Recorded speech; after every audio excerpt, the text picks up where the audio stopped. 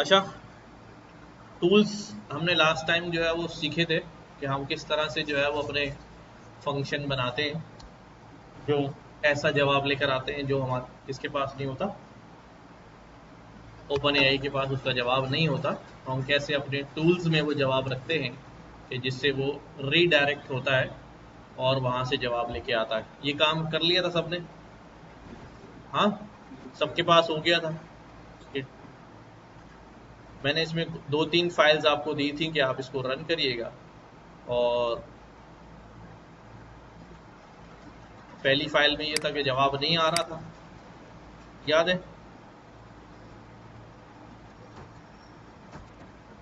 एक बार दोबारा से इसको रन कर देता हूँ।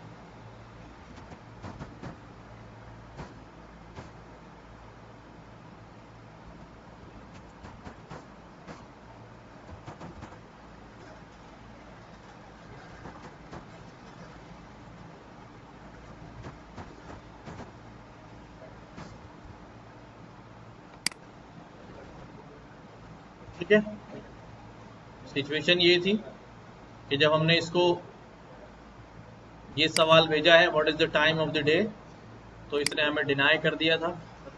मैं करंट टाइम जो है वो नहीं जानता हूँ। क्या हुआ? किस प्लग नहीं चल रहे? सिस्टम ऑन है?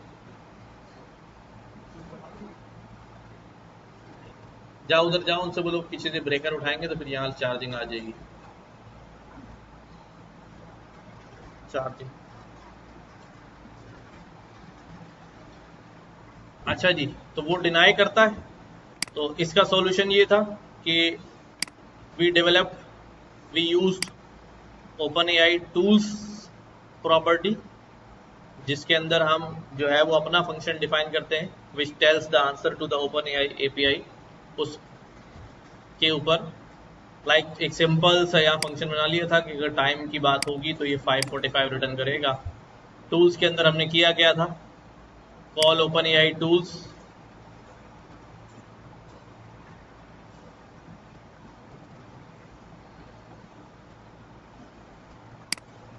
कॉन्टेक्स्ट हमारा वो पुराना वाला ही था। रेस्पॉन्स में कंप्लीट चैट में हमने एक इजाफा किया था यहाँ पर टूल्स का। ठीक है, टूल्स में हमने बताया कि हमारा टूल टाइप जो है वो फंक्शन होगी, फंक्शन कॉल होगा। और उस फंक्शन की प्रॉपर्टीज क्या है, उस फंक्शन का नाम जो है वो gate time of the day है। और वो फंक्शन क्या करता है, returns the time of the day. दूसरा पैरामीटर टूल्स के बाद, एक तो टूल में आपने क्या डिफाइन करना है, एक ऑब्जेक्ट डिफाइन करना है जिसमें टाइप बतानी है कि आपका टूल टाइप क्या है, और फंक्शन बताना है कि उसका नाम क्या है, और उसका डिस्क्रिप्शन नहीं भी देंगे, डिस्क्रिप्शन चल जाएगा पर नाम दे दें। टूल चॉइस दो होती है, मैनुअल और ऑटो। हमने ऑटो चूज किया हुआ, ये खुद ही डिटेक्ट करेगा कि कौन से टूल की बात हो रही है और ये उसको कॉल कर लेगा। The engine will decide which tool to be use on base choice. ठीक है, हाँ। Will invoke function response dot choices dot finish reason. ये जब कॉल जाएगी तो उस रेस्पॉन्स जो फिनिश हुआ है वो किस रीजन पे हुआ है। जब भी ऐसी बात होगी कि वो आंसर उसे नहीं मिलेगा तो it will search for a tool कि क्या ये आंसर टूल में मौजूद है। तो फिनिश रीजन में ये लिखा हुआ आ जाता है कि क्या रीजन है, फिनिश रीजन क्या है। तो अगर वो टूल कॉल्स का फिनिश रीजन है तो ठीक है, उसकी कॉल को जो है वो सेव कर लो टूल कॉल में। टूल कॉल 0 में ये इसमें आके सेव हो जाएगी। अब हमने क्या कहा, क्या विल इन्वोक फंक्शन, यानी अगर इसमें कोई वैल्यू आई है, ये ट्रू हो गया है, जैसी वैल्यू आएगी ये ट्रू हो जाएगा। ठीक है, इधर लिखने की जरूरत नहीं है कि इक्वल टू ट्रू। अगर उसके अंदर वैल्यू है तो उसका बूलियन वैल्यू जो है वो ट्रू होगा।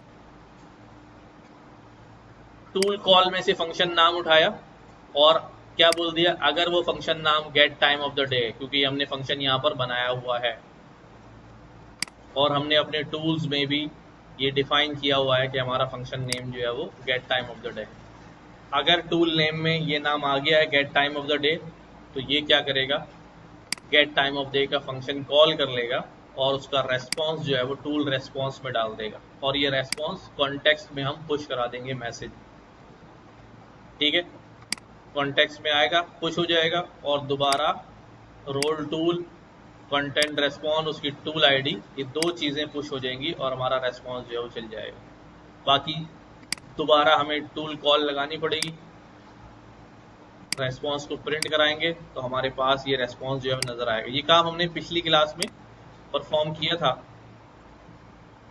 कॉल 1 में हमारे पास वो कह रहा था कि नहीं है, कॉल 2 में हमारे पास इट सेज के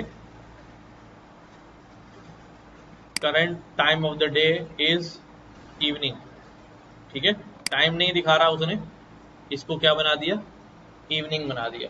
अपनी तरफ से उस टाइम को ये मैनेज कर रहा है। मैं 2-3 बार उसे और पूछता हूँ क्या क्या बताता है हमें ये। Current time 5:45 PM, how can I assist you? Current time 5:45 PM।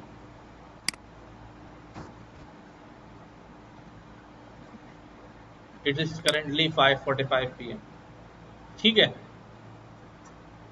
अब मुझे ये बताओ, ये वाला काम कर लिया था सबने, सबके पास चल गया है, हो गया है। इसमें बात समझ में आ गई क्या क्या चीजें हमने ऐड कर दी हैं। सबसे पहला जो हमने प्रीवियस काम किया हुआ है उसके अंदर क्या चीजें ऐड ऑन हुई हैं। एक फंक्शन ऐड ऑन हुआ है जो कॉल होगा, राइट, ये फंक्शन कॉल होगा। नंबर 2, टूल्स में डिटेल ऐड होंगी। ठीक है, ये 2 इजाफी काम है। उसके बाद हमने टूल में से फंक्शन निकालना है कि कौन सा फंक्शन कॉल हुआ है, और फिर वही फंक्शन कॉल कर देना है और उसके रेस्पॉन्स को कॉन्टेक्स्ट में डाल देना है। ठीक है, तीसरी वाली जो हमने फाइल एग्जीक्यूट की थी और कोड कंप्लीट किया था, दैट वाज समथिंग कि भाई गेट ऑर्डर स्टेटस का एक और फंक्शन बनाया। एक फंक्शन तो मेरे पास पहले ही बना हुआ है, एक फंक्शन और बना लिया, गेट ऑर्डर स्टेटस। इसमें मैंने एक सिंपल सी बेकार सी लॉजिक लिख दी है कि अगर ऑर्डर नंबर इवन होगा, ठीक है, तो वो प्रोग्रेस में है, अगर वो ऑड होगा तो वो क्या है, कंप्लीट हो गया है ऑर्डर। ठीक है, ये कोई लॉजिक नहीं होती, but to get response from our function हमने ये काम जो है वो कर लिया। अब हमारे पास 2 टूल फंक्शन है ना, एक ये वाला और एक ये वाला। ऐसे ही हम कई फंक्शन बना सकते हैं, डिफरेंट डिफरेंट फंक्शन बना सकते हैं। क्या किया इसमें, ये रहा, इफ ऑर्डर नंबर, उसका रिमाइंडर निकालेंगे 2 से, अगर 0 आ गया तो वो इवन होगा, है ना, वरना वो क्या होगा, ऑड होगा। अच्छा जी, फिर ये वही वाला काम है, कॉन्टेक्स्ट ऐड किया, role system this what is the status of the order, ये हमने सवाल भेजा उसको। ठीक है, सवाल भेजने के बाद वही काम हुआ, रेस्पॉन्स में गया, ओपन एआई चैट कंप्लीशन में, मॉडल, मैसेज, टूल्स ऐड करा दी। अब कितने टूल ऐड होंगे, 2 ऐड होंगे ना, हमारे 2 फंक्शन बने हुए। टाइप फंक्शन, फंक्शन का नाम get time of the day, ये पुराना वाला फंक्शन बना हुआ है। फंक्शन का नाम टाइप फंक्शन, फंक्शन का नाम get orders, description return the order status.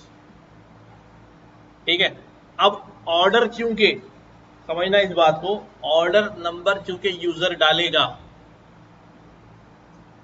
तो इसका मतलब यूजर फंक्शन कॉल करते हुए कोई वैल्यू पास करेगा, ऐसे ही है ना। तो लिहाजा वो वैल्यू हमें गेट करनी है, लिहाजा यहाँ एक पैरामीटर, एक और वैल्यू टूल्स में ऐड होगी, दैट इज पैरामीटर। टाइप उसका ऑब्जेक्ट है, प्रॉपर्टीज क्या है उसकी, कि वो ऑर्डर आईडी है, क्या है, जिस ऑर्डर के बारे में जानना है कि ये ऑर्डर कंप्लीट हुआ या नहीं हुआ, ये ऑर्डर आईडी है। स्ट्रिंग में दिया जाएगा, डिस्क्रिप्शन क्या है इसका, ऑर्डर आईडी।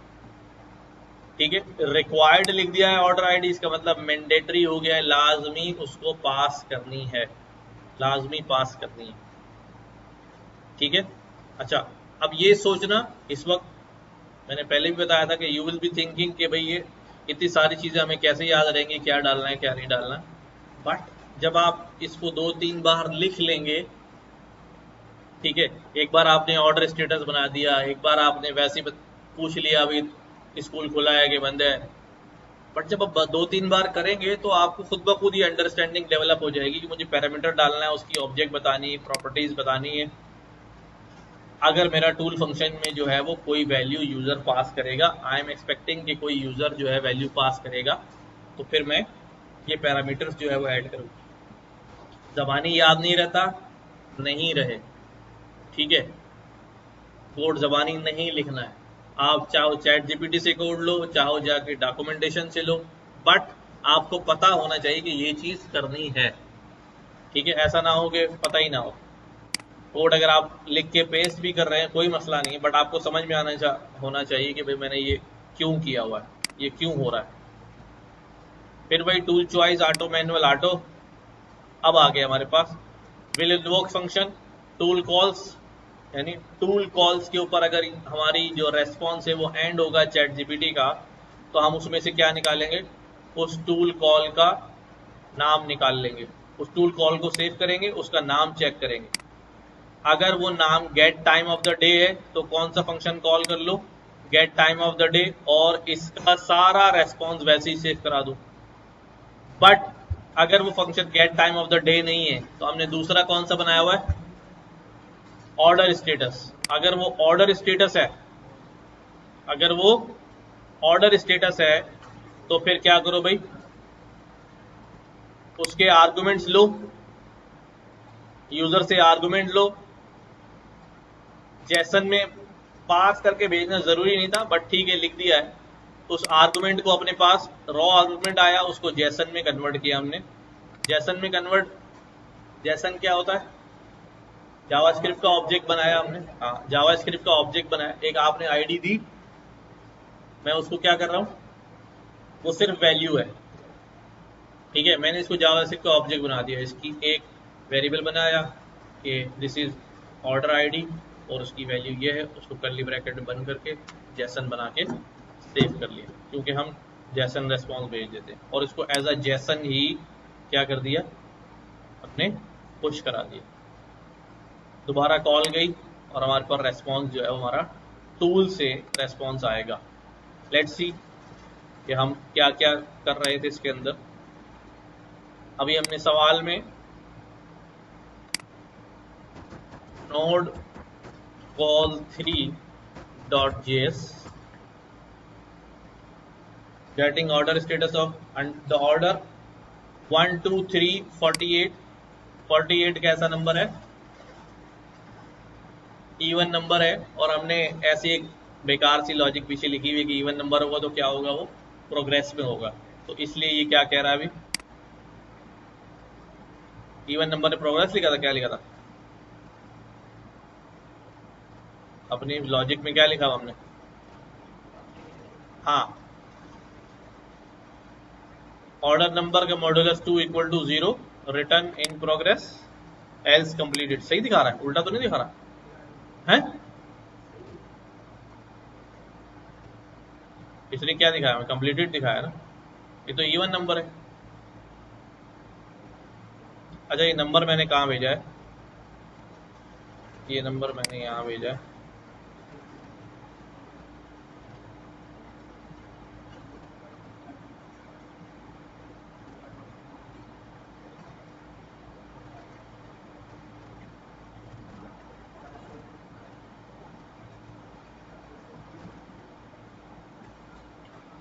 हमने लॉजिक में क्या लिखा हुआ है, हमने तो लिखा हुआ है कि इवन होगा तो इन प्रोग्रेस होगा ना। हमने कहीं ये पास करी हमने यहाँ पे value, what is the order status of 1 2 3 4 7। मैं 4 7 कर देता हूँ इसको, और दोबारा चैट जीपीटी से बोलता हूँ रेस्पॉन्स दो।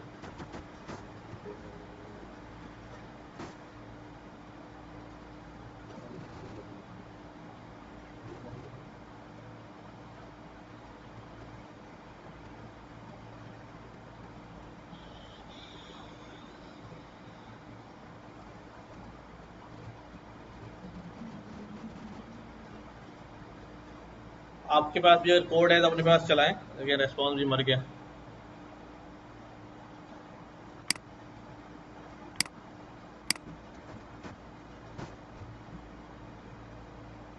क्या इंटरनेट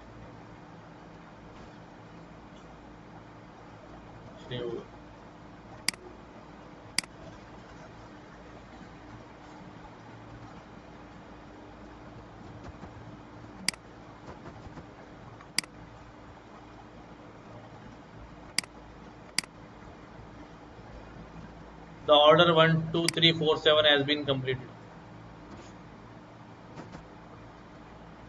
दोबारा चलाता हूँ इवन नंबर।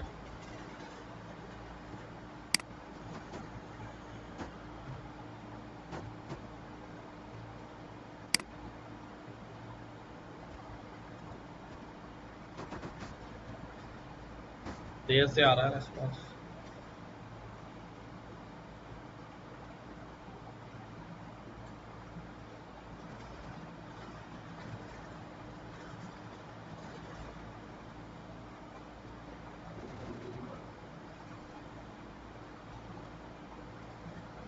हाँ,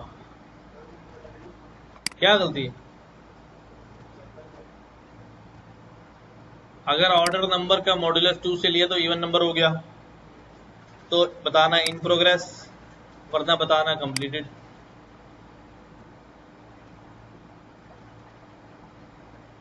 सही तो बता रहे हैं।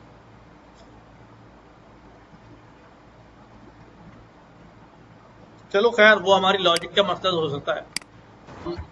तो अभी बात कर रहे हैं किसकी, कि हम टूल्स हमारा रेस्पॉन्ड कैसे करेगा। एटलीस्ट रेस्पॉन्स अभी आ रहा है, दैट कैन बी। अच्छा, एक अब छोटा सा काम ये किया था हमने, क्लास में तो नहीं किया, तो मैंने कहा था इसको आप लोग रन करिएगा और इसको समझिएगा भी।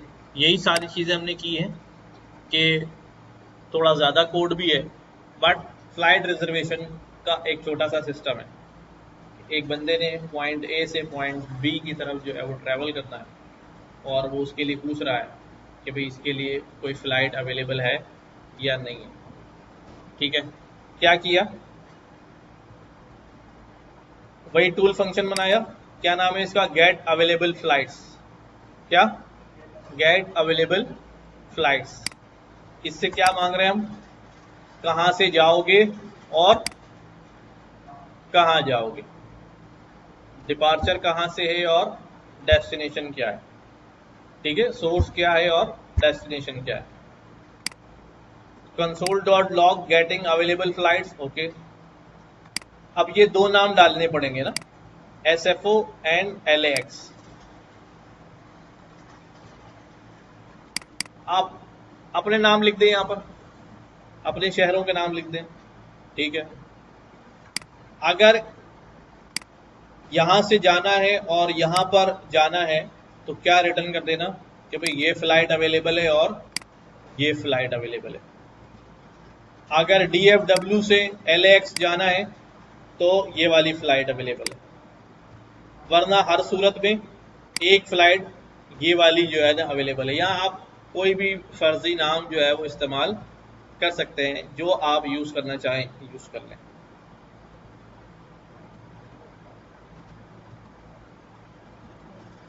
ठीक है, ये फंक्शन समझ में आ रहा है। एक नॉर्मल सा फंक्शन है, बस हमने वहां पर कुछ फर्जी स्ट्रिंग्स ले लिए हैं। ठीक, अगर आप चाहें तो मैं इसको चेंज कर देता हूँ। मैं इसको कहता हूँ भाई डिपार्चर क्या है, अभी पिशावर से जाना है, कहाँ जाना है जी, लाहौर जाना है। डिपार्चर क्या है जी, कराची से कहाँ जाना है, लाहौर जाना है। ठीक है, ये फ्लाइट के नंबर लिखे हैं। ठीक है, एक फंक्शन ये बना हुआ। दूसरा फंक्शन क्या कहता है, रिजर्व फ्लाइट, फ्लाइट नंबर। जब ये बताएगा कि भाई ये फ्लाइट अवेलेबल है तो यूजर कोई फ्लाइट नंबर डाल देगा, भाई ये वाली फ्लाइट दे दो, तो ये फंक्शन कॉल होगा, फ्लाइट नंबर इसके पास आएगा। ये फंक्शन क्या करेगा, रिजर्व फ्लाइट।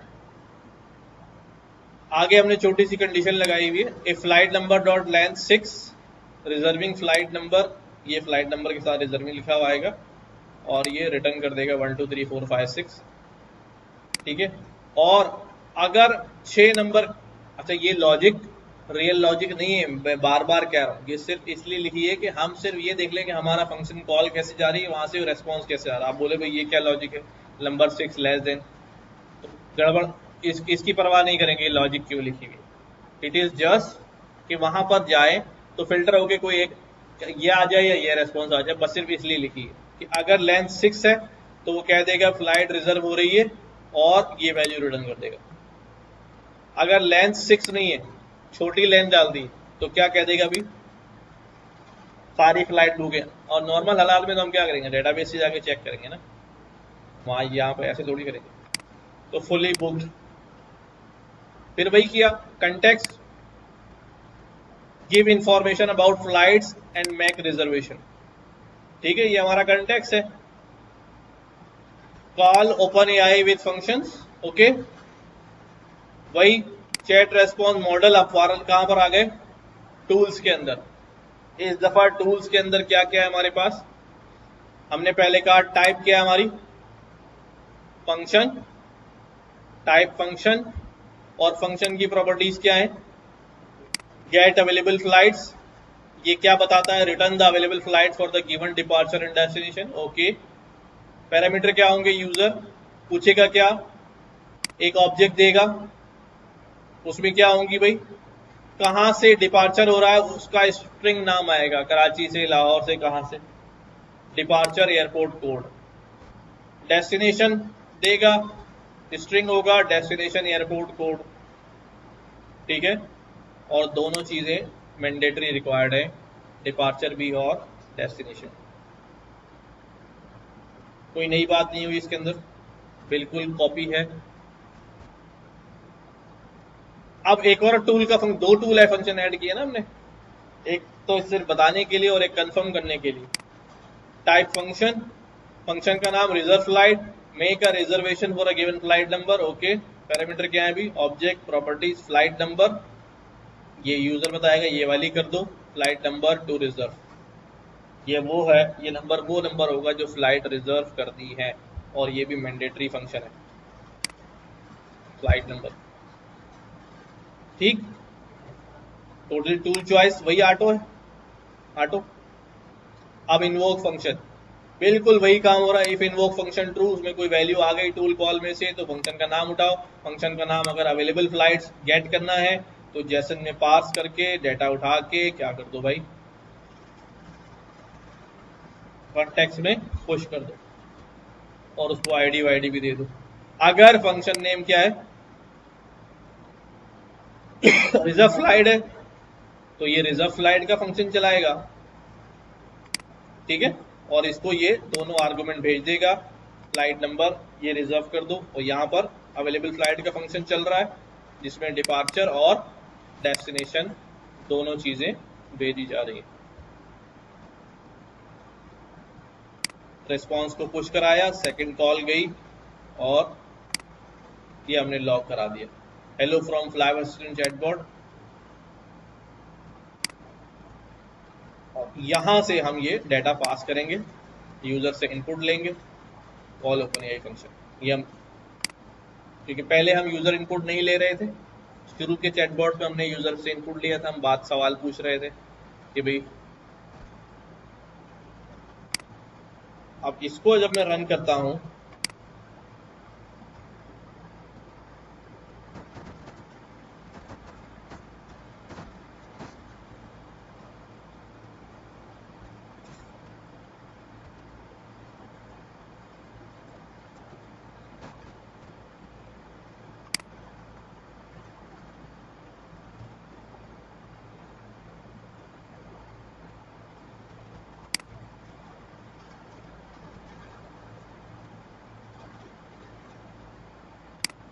मैंने लगा दिया है,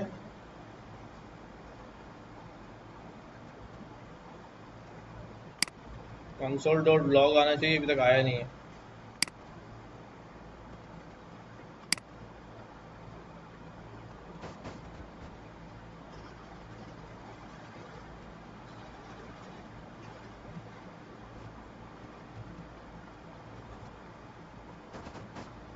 दोबारा रन करता हूँ, ये आ गया ना, hello from flight assistant chatbot. ठीक है, अब मैंने क्या पास करना है इसको, डेस्टिनेशन। पहले डेस्टिनेशन देंगे तो उसके जवाब में मुझे क्या बताएगा, वो नंबर्स बताएगा, फ्लाइट नंबर कौन कौन सी अवेलेबल है। मैंने कहा भाई क्या क्या लिखा था हमने, पेशावर से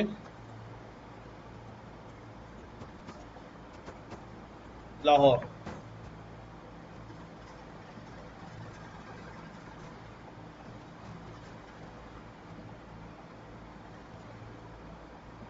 क्या कह रहा है, we have flights available from Peshawar to Lahore, United Airlines flight UA123, ठीक है, and American Airlines flight A456। Can I assist you making a reservation for any of these flights. यहाँ हमने क्या लिखा भाई, क्या लिखा भाई, UA123 6 डिजिट का हो गया, 6 डिजिट्स के होने के बाद इंटर कर दिया मैंने, ठीक है। Your flight UA123 from Peshawar to Lahore has been successfully reserved with reservation number 123456. Done. Let me know if you need anything else. तो ये कंप्लीट हो गया, ठीक है। इसका कोड मैंने दिया हुआ है, अपने पास उसको ओपन करो, फंक्शन को पढ़ो, कोई लॉजिक नहीं समझ में आ रही, वैसे फंक्शन की लॉजिक तो समझने की जरूरत भी नहीं है, ठीक है ना, वो कोई लॉजिक है ही नहीं, लेकिन आप कॉल को कनेक्ट करो, कहाँ से कॉल हो रहा है, उसके जवाब में क्या आ रहा है, वो किसको लेके आ रहा है, टूल का फंक्शन कैसे कॉल हो रहा है, ये जरा अपने पास जो है वो चला के देखें।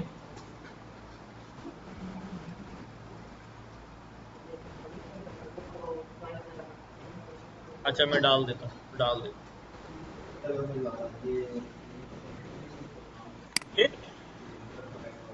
नहीं नहीं, ये तो VS कोड की प्रॉपर्टी है कि मैंने कोटेशन में लिखा है तो स्ट्रिंग बनाया है तो उसने उसको रेड में दिखा दिया है। जो रिजर्व वर्ड होते हैं लैंग्वेज के वो ब्लू में दिखा रहा होता है, जो वेरिएबल्स हैं वो सारे के सारे ब्लैक में दिखा रहा है।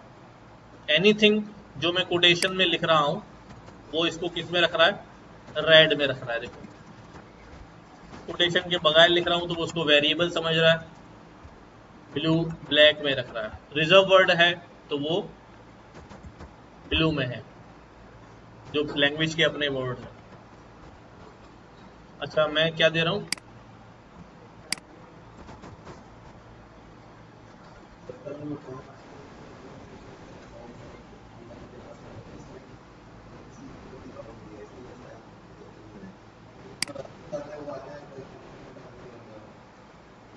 अच्छा नहीं वो असल में मैं तो सफ़र में था, लेकिन मसला ये है कि अगर सब कुछ रूट नहीं, मैं सुबह से यहाँ नेट बंद था और सिग्नल नहीं आ रहे थे, ना यू पे आ रहे थे ना जोंग पे, दोनों पे नहीं आ रहे थे।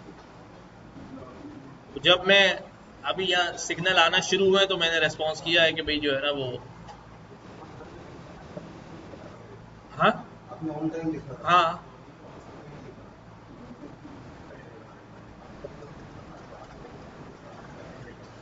नहीं ऑन टाइम मैंने लिखा था।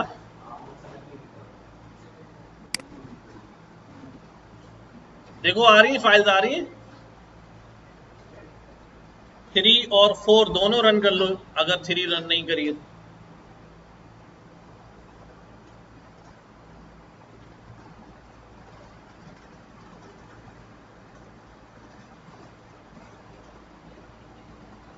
पता नहीं ऑफिस वाले मैसेज देख रहे होते तो इनको रेस्पॉन्स कर देना चाहिए।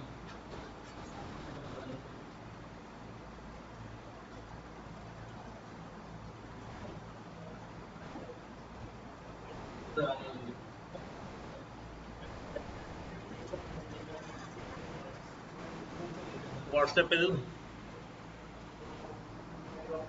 ईमेल बता दो यार, कुछ तो बता दो।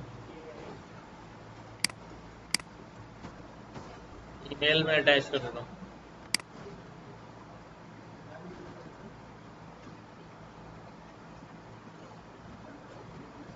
बताओ।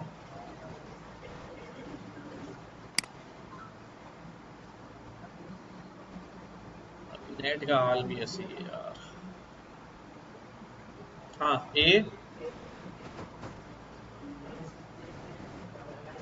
JAN 99775533 @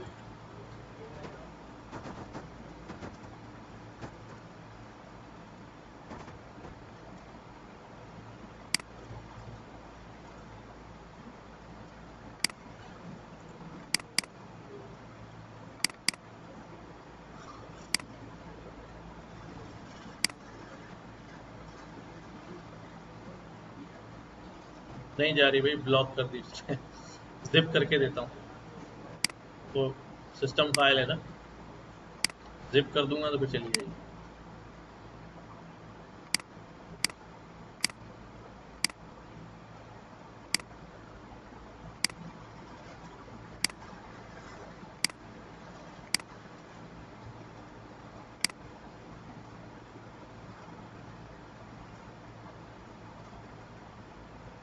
virus rejected.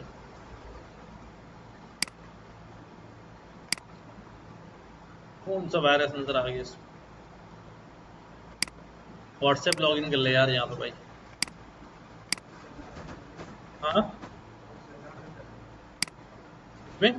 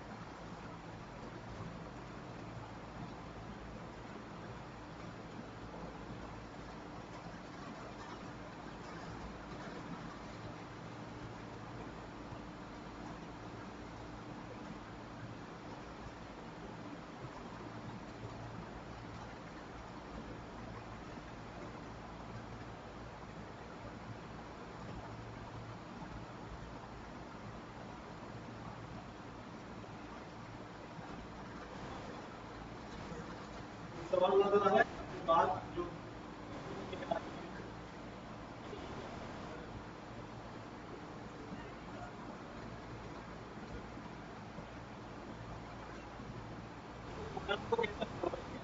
प्रोग्राम का स्टार्टिंग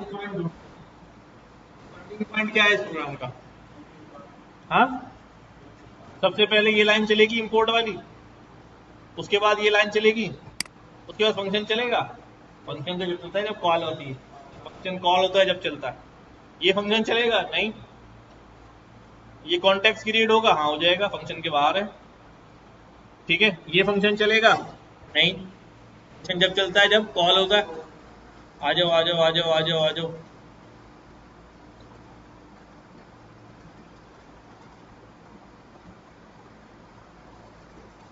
सब फंक्शन में चल रहा है। ये कहानी शुरू होगी यहां से, पहली लाइन, पहले इंपोर्ट हुआ उसके बाद ये लाइन चलेगी, लिखा हुआ आएगा हेलो फ्रॉम असिस्टेंट, और ये आपसे इनपुट मांगे, आप जैसे इनपुट देंगे, इनपुट देने के बाद अब ये चलेगा call open AI with function. ये गया किसके पास? Call open AI with function. अब इसने ये फंक्शन एग्जीक्यूट किया, अंदर की सारी कहानी हुई, सारी कहानी होते होते होते होते होते यहां तक मामला हो गया। फंक्शन कॉल हो गई, फंक्शन कॉल होने के बाद अब क्या हुआ, जब रेस्पॉन्स हो गया तो तीसरे निकाला टूल कॉल्स और ये चीज एग्जीक्यूट होना शुरू हुई। यहां पर आया गेट फंक्शन अवेलेबल, और फाइनली गेट अवेलेबल फ्लाइट्स, इसने फंक्शन कॉल किया। अब ये वाला फंक्शन चलेगा कौन सा? Get available flights. इसने ये अवेलेबल फ्लाइट्स रिटर्न कर दी, दोबारा आया यहीं से जहां फंक्शन कॉल हुई थी, का सारा डाटा लेके कॉन्टेक्स्ट में डाल दिया। फिर अगर फंक्शन कॉल रिजर्व फ्लाइट की है तो कौन सा फंक्शन चलेगा? Reserve flight. ये चला गया किसके पास? रिजर्व फ्लाइट के पास, इस वाले फंक्शन के पास। इसने फ्लाइट रिजर्व करी और ये वैल्यू जो है वो पास ऑन कर दी, बुक फ्लाइट की या कोई भी वैल्यू। ठीक है, और ये कंटेक्स्ट में उठा के डाल दी। ठीक, फाइनली हमने यहां पर क्या किया, अभी ये मैसेज कंटेक्स्ट में से उठा के प्रिंट करा दिया। यूं कॉल जा रही है नीचे से, एक एक फंक्शन जो है वो कॉल पे चल रहा है। फिर भी दोबारा देखो, दोबारा देखो, गौर करो, अगर कोई भी ऐसी लाइन है जो कनेक्ट होती हुई नहीं दिमाग में लग रही कि भाई ये क्या हो रहा है, तो वो पूछो। हाँ,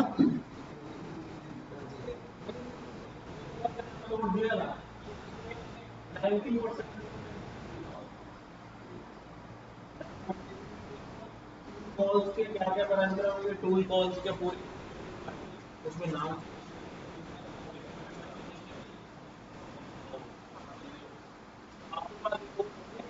डेटा का बस आपने पेश करना है, अपने फंक्शन ऐड करने हैं, अपने टूल कॉल्स ऐड करने हैं, चला जाए। बार बार फंक्शन नहीं लिखना आपने। हाँ, मोस्ट ऑफ द टाइम जो है बस यहाँ पर क्या होगा, आपकी नई कॉल होगी तो नया फंक्शन ऐड कर देंगे आप, बाकी स्ट्रक्चर ऑफ द कोड जो है वो क्या रहेगा, वैसे ही रहेगा, याद रखने की जरूरत नहीं।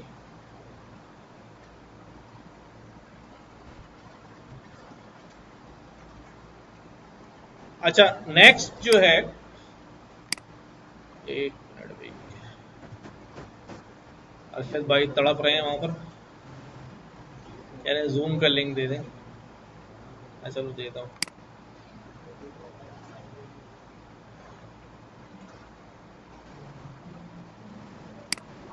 हाँ, रिकॉर्डिंग तो ऑन है, फिर भी अब बार बार मैसेज कर रहे हैं, मैं चलो दे देता हूँ।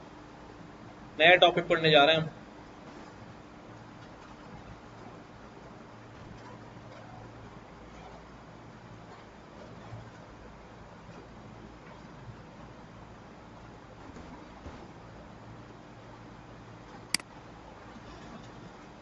एम्बेडिंग्स का टॉपिक हमने पढ़ा था, अब हम प्रॉपरली एम्बेडिंग्स को यूज करने जा रहे हैं।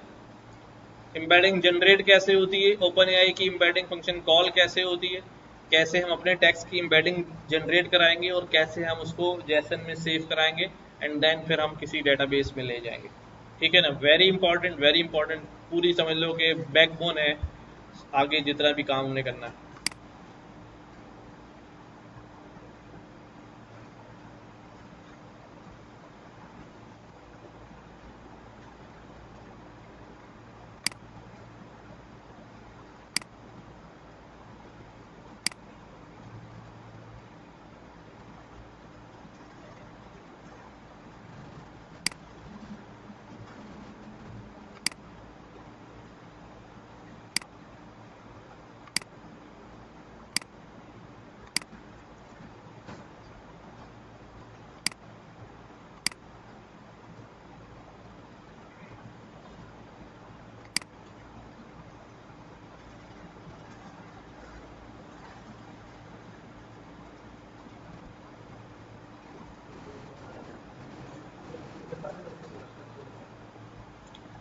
ग्रुप में डाल देता हूँ, कोई ज्वाइन करना चाहेगा तो कर लेगा। हाँ, पहले इंटरनेट स्लो है अभी, और जो है ना मुसीबत तक पड़ जाए। चलो अल्लाह मालिक है, जब तक चलेगा चला देंगे। नहीं,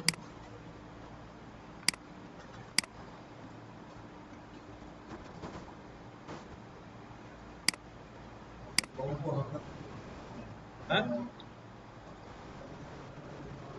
चूना, चूना जो है उसकी एक पतली लेयर होती है, प्लास्टर है ये, प्लास्टर। हाँ, चूना तो बहुत आसान वर्ड है।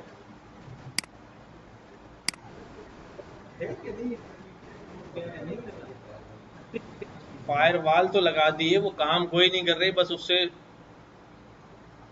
जो आपकी डेटा बैंडविड्थ है ना वो क्या हो गई है, मर गई है, स्लो कर दी है।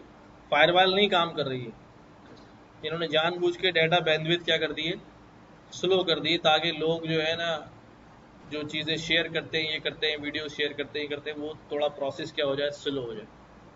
ठीक है, हाँ, इन्होंने कुछ पर्टिकुलर वेबसाइट्स पर, कुछ पर्टिकुलर चैनल्स पर जो है वो उसको ब्लॉक नहीं कर सकते मुकम्मल। यूट्यूब पे चैनल चल रहा है या सोशल मीडिया पे साइट कहीं और से पब्लिश चल रही है, पाकिस्तान में साइट ब्लॉक कर दी, बट क्योंकि वो दूसरे मुल्क से चल रही है तो वो उसकी एक्सेसिबिलिटी को कम कर दिया, उसकी रीच को कम कर दिया। चैनल्स हैं कुछ, अब पाकिस्तान में उनकी ब्रॉडकास्टिंग को लिमिट कर दिया, जो चैनल इनके खिलाफ बोल रहे होते हैं या कुछ कर रहे होते हैं बिल्कुल नहीं ब्लॉक कर पा रहे। लेकिन क्या हो गया कि अब वो जैसे उसका नोटिफिकेशन जाता था सबको, वीडियो का जाता था, वो अब कम लोगों को जा रहा है या देर में जा रहा है। ठीक है ना, तो इस तरह की चीज़ें हो गई। बाकी ये शेयरिंग वेयरिंग कुछ रोक नहीं पाए, फायरवॉल वायरवॉल सब बेकार हो गई। 40 अरब रुपया, ठीक है ना, ये जितना काम हुआ है मेरे हिसाब से 4 करोड़ रुपए का काम नहीं है, जिसके लिए 40 अरब रुपए का बजट रख के खा पी के हजम हजम करेगा सब।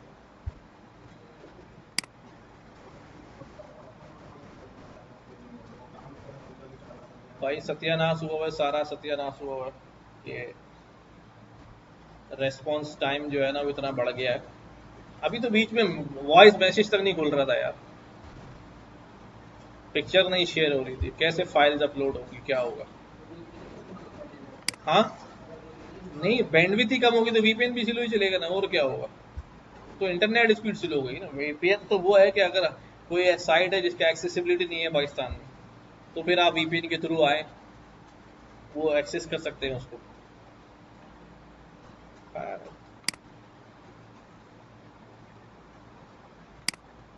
ज्वाइन नहीं किया अरशद भाई ने भी, लेकिन लिंक दे दें अभी तक जो है ना।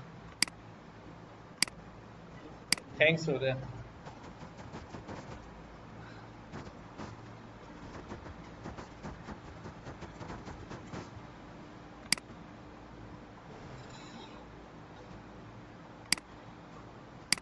अच्छा जी, एम्बेडिंग्स हमने पढ़ा था, और एम्बेडिंग्स में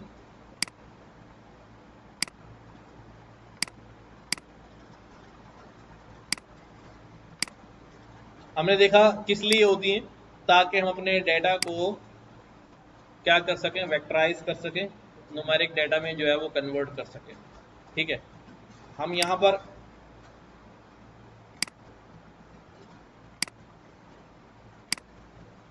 मैं करता हूँ एम्बेडिंग्स।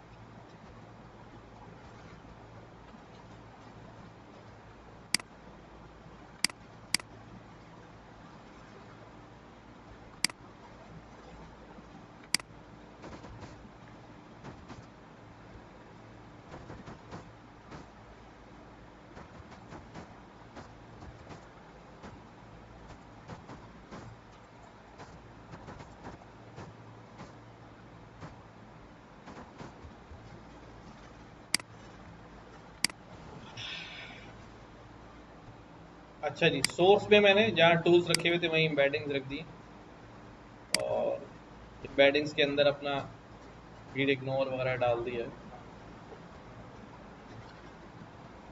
एक फाइल क्रिएट कर दी है यहाँ पर, डेटा कुछ भी नाम रख लेना, ऐसे ही मैं data.js। अच्छा,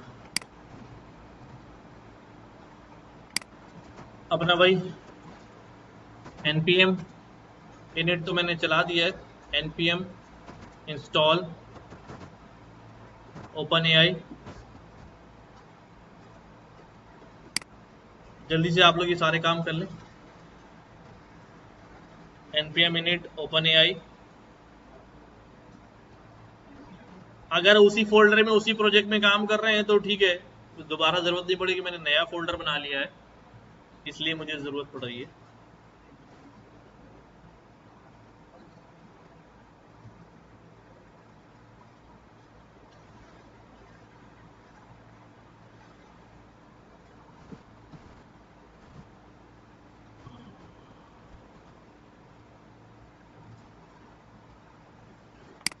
ठीक है, वही काम करते हैं, import OpenAI from OpenAI।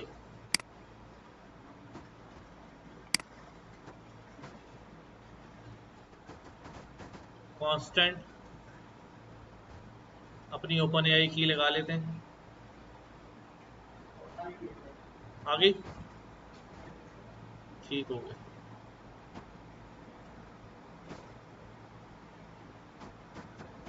Async function बना रहा हूँ, ठीक है, इसका नाम रखता हूँ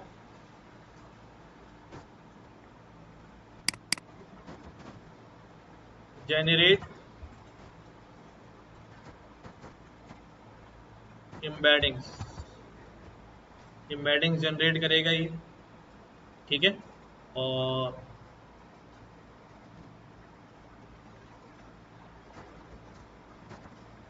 इसके पास कोई डेटा आएगा, कोई टेक्स्ट आएगा एज अ इनपुट,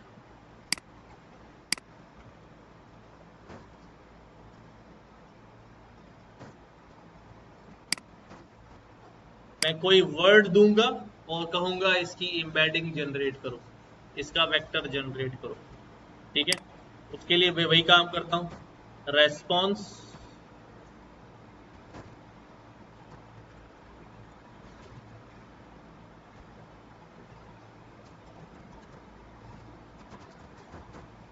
फंक्शन बनाया, OpenAI एम्बेडिंग्स क्रिएट। ठीक है, OpenAI एम्बेडिंग्स क्रिएट। एम्बेडिंग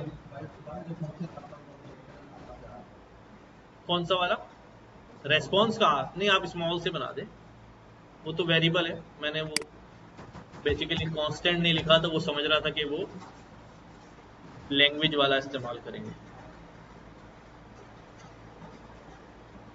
ठीक है, इनपुट आएगा और मॉडल का नाम आएगा, टेक्स्ट एम्बेडिंग्स। ये वाला मॉडल नहीं इस्तेमाल कर रहे हैं, हम दूसरा इस्तेमाल कर रहे हैं। इसकी लिस्ट आपको वहां से मिल जाएगी, कहां से, मॉडल्स के अंदर से आके ओपन एआई पे। ठीक हो गया, ये हमने मॉडल इस्तेमाल किया।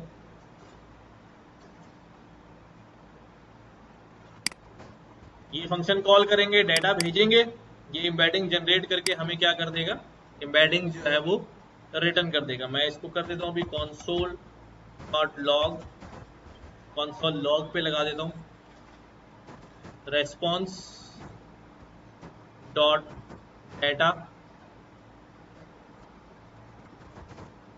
इसमें से जो डाटा आ रहा है एम्बेडिंग में, उसका 0 एलिमेंट उठा के उसकी एम्बेडिंग मुझे चेक करा दो। ठीक है, उसका 0 एलिमेंट आ रहा है, उसकी एम्बेडिंग जो है वो चेंज करा दो। एंड फाइनली मुझे क्या कर दो, रिटर्न कर दो रेस्पॉन्स। अभी मैं एक्सप्लेन करता हूँ यहाँ क्या क्या हो रहा है।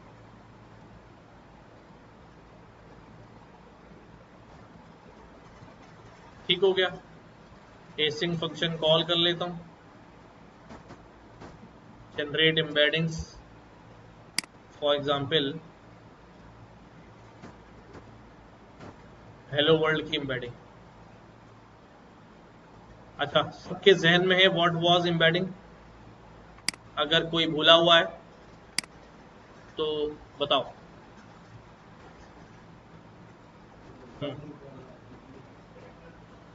देखो, हमने ये बात सीखी थी,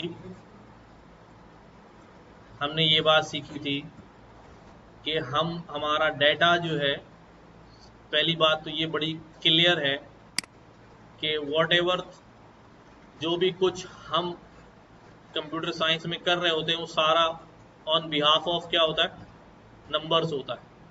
क्या होता है अभी, नंबर्स होता है। ठीक है, नंबर्स पे चलता है। मैंने आपसे ये कहा था कि भाई हम कोई सेंटेंस लिखते हैं,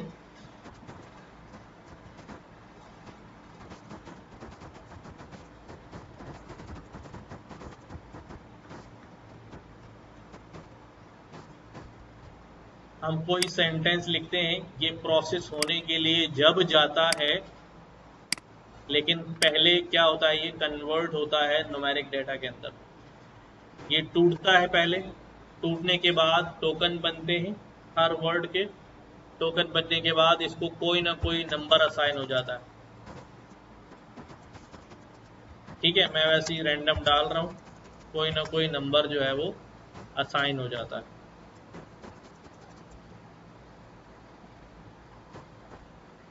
राइट, तो नंबर असाइन होने के बाद ये क्या हो जाता है, कन्वर्ट हो जाता है in a vector form, in a vector form.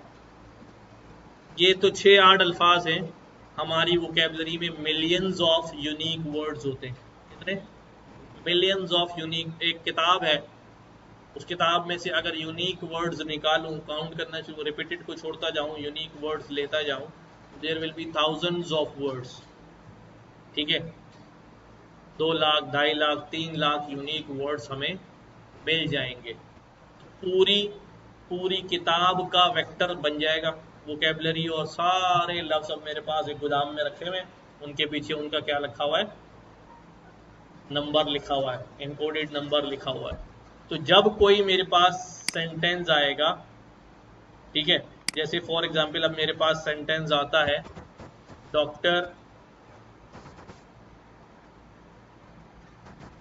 Keeps Apple.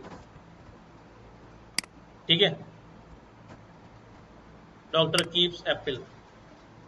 तो अब इसका डॉक्टर के लिए क्या मिलेगा इसको भाई, वोकेबलरी में जाएगा, डॉक्टर के लिए नंबर ढूंढेगा, क्या नंबर है, 7। और वोकेबलरी में जाएगा, कीप्स के लिए क्या है, 4। और वोकेबलरी में जाएगा, एप्पल के लिए क्या है, 11। ये एक वेक्टर बन गया। ठीक है, एक और सेंटेंस लिया, उसने कहा भाई डॉक्टर कीप्स एप्पल अवे। ठीक है, इसका वेक्टर क्या बनेगा भाई, 5 7 और 4 11 और 0, ये 2 वेक्टर हो गए। ठीक है, एम्बेडिंग भी क्या जनरेट करके देती है आपको, आपके उस टोकन के अगेंस्ट, उस एक वर्ड के अगेंस्ट पूरी वोकैबुलरी से वो एम्बेडिंग बना के देती है। अच्छा, ये ढूंढती है एम्बेडिंग वेक्टराइजेशन, ये मैंने आपको प्रोसेस बताया वेक्टराइजेशन का। There are so many algorithms to do vectorization, but उन सब में embedding is the most powerful technique in modern days. आज के दौर में एम्बेडिंग से ज़्यादा पावरफुल अभी कोई एल्गोरिदम नहीं है, क्योंकि वो क्या करता है, वो सिमिलर वेक्टर्स को मर्ज करके एक बना लेता है। ठीक है, वो सिमिलर वेक्टर को मर्ज करके, जैसे एक सिंपल सी एग्जाम्पल होती है कि भाई एक बॉय का वेक्टर है और एक गर्ल का वेक्टर है, समझना बात को।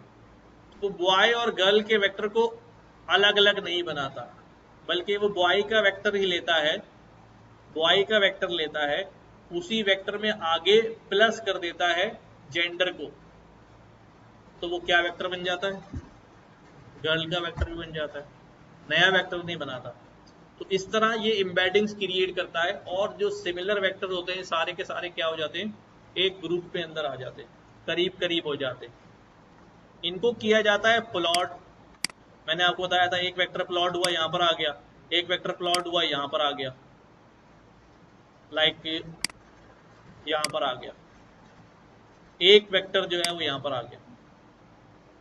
तो अब इस वेक्टर में और इस वेक्टर में, यानी अगर ये किंग है और ये क्वीन है, ठीक है, और ये जो है वो हॉर्स है, तो किंग और हॉर्स में बहुत डिफरेंस होगा ना। इस तरह क्वीन और हॉर्स में बहुत डिफरेंस होगा, बट किंग और क्वीन में क्या होगा, डिफरेंस कम होगा। इनकी सिमिलैरिटी क्या होगी, ज्यादा होगी, इनकी सिमिलैरिटी ज्यादा होगी, लिहाजा ये वेक्टर्स कंबाइन होके क्या बनने वाले। अच्छा, ये बात मैं गलत कह रहा हूं, बट सिर्फ आपका कॉन्सेप्ट बनाने के लिए कह रहा हूं कि ये कंबाइन होके ये करीब करीब एक सिमिलर वेक्टर बन जाएंगे। कंबाइन हो नहीं जाते, बट ये सिमिलर वेक्टर बन जाएंगे कि भाई ये क्वीन का जो वेक्टर है वो रिप्लेस हो जाएगा king plus female, king plus female. तो इस तरह से ये ज्वाइन होके नए वेक्टर बनते हैं। तो इम्बेडिंग्स से जरा एक घोटाले वाला मिक्सचर किस्म का वेक्टर होता है जो हमें समझ में नहीं आता, बट वो बड़ा पावरफुल वेक्टर होता है। और अगर मैं इसको सिंपली क्रिएट करना शुरू कर दूं, तो भाई एक एक वर्ड के लिए जो वेक्टर बनेगा, इनकोडेड वेक्टर बनेगा, वो एप्पल लिखना है मुझे अगर, तो एप्पल के लिए वेक्टर साइज 1 मिलियन 2 मिलियन होगा एक एप्पल के लिए। तो वो बड़ी ह्यूज प्रोसेसिंग्स होती थी और ज़्यादा कंप्यूटेशनल पावर लगती थी, उससे बेहतर था एम्बेडिंग का तरीका इस्तेमाल किया जाए। नाउ मैं अभी इसको रन करता हूँ, नोड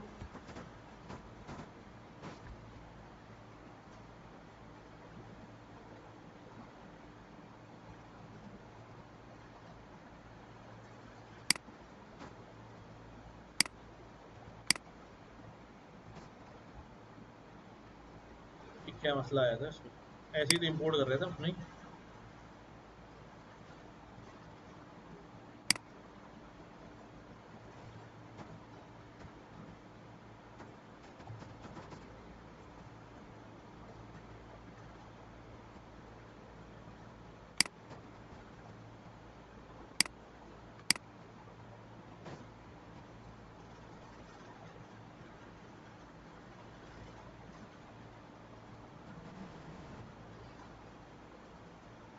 कौन सा वाला इंपोर्ट यूज किया था हमने, इतने वर्जन के चक्कर में जो है ना।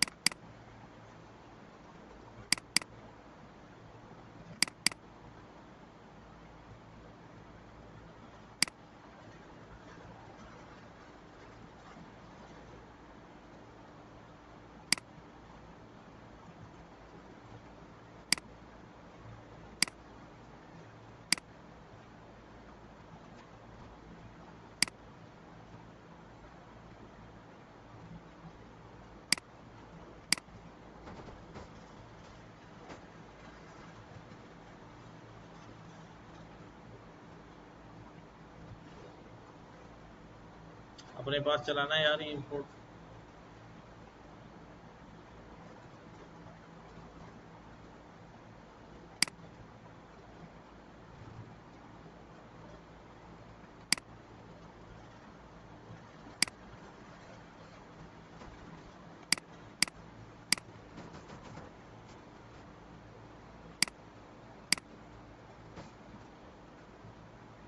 कुछ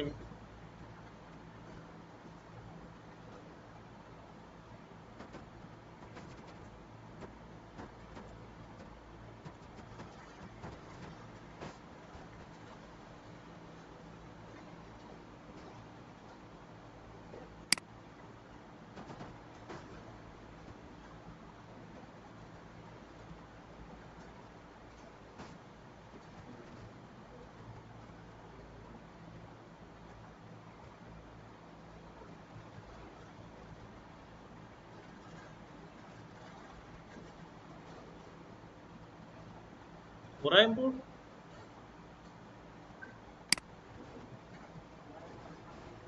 हाँ नहीं नहीं, वो पुराना एम्बेडिंग वाले में सिर्फ जो है ना,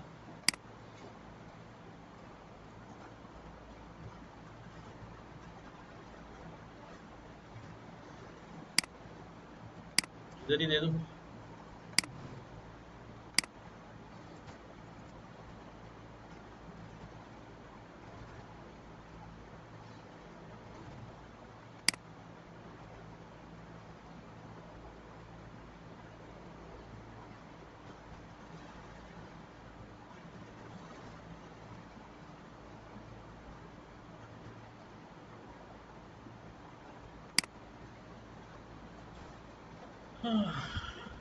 क्या हो जाता है?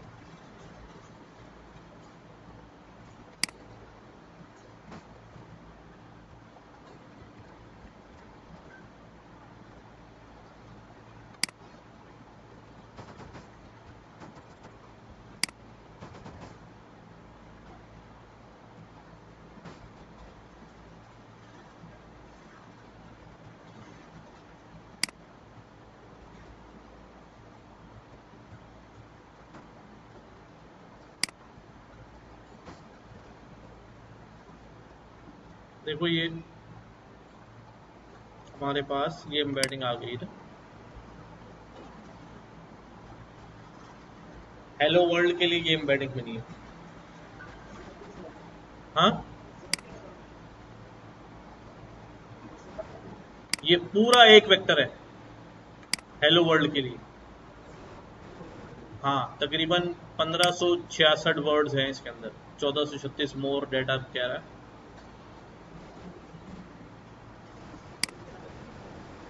क्या ज्यादा आइटम तो हो गए, बट आप ये देखें ना कि अब ये मैं जब ये नंबर्स जा रहे हैं ना सिस्टम में, तो सिस्टम इन नंबर्स को अंडरस्टैंड कर रहा है। जब मैं कोई मैसेज लिख रहा हूँ चैट जीपीटी पे जाके सवाल पूछ रहा हूँ, तो वहां बंदा तो नहीं बैठा, इंसान तो नहीं है ना, इस चीज को समझे। इंसान तो नहीं है वहां के उसने पढ़ा हाँ यार सवाल पूछ रहा है, चलो इसका जवाब बना लो। आखिर वो कैसे समझ रहा है, एक मशीन कैसे समझ रही है मेरी बात को? तो मशीन बेसिकली वो हमारे टेक्स्ट को नहीं समझ रही है, वो नंबर्स को समझ रही है। और इस सारा खेल जो है वो किस चीज का है? पैटर्न रिकॉग्नाइज करने का है। नंबर्स के दरमियान एक क्या होता है? पैटर्न होता है, सीक्वेंस होती है, ठीक है। उस पैटर्न की वजह से वो ये प्रिडिक्ट कर पा रहा है। ये सारा मैथमेटिक्स और स्टैटिस्टिक्स का गेम है, ठीक है, सारा टोटल। प्रोबेबिलिटीज और ये सारी चीज़ें, क्योंकि आप लोग मशीन लर्निंग के स्टूडेंट नहीं हैं, तो लेकिन वहाँ पर जो है ना वो आपको पता चलता कि आप बिहाइंड द सीन जो है वो क्या चल रहा है। ठीक है, वो सारी मैथमेटिक्स और स्टैटिस्टिक्स जो है वो किसके ऊपर चलती है भाई? नंबर्स पे चलती है।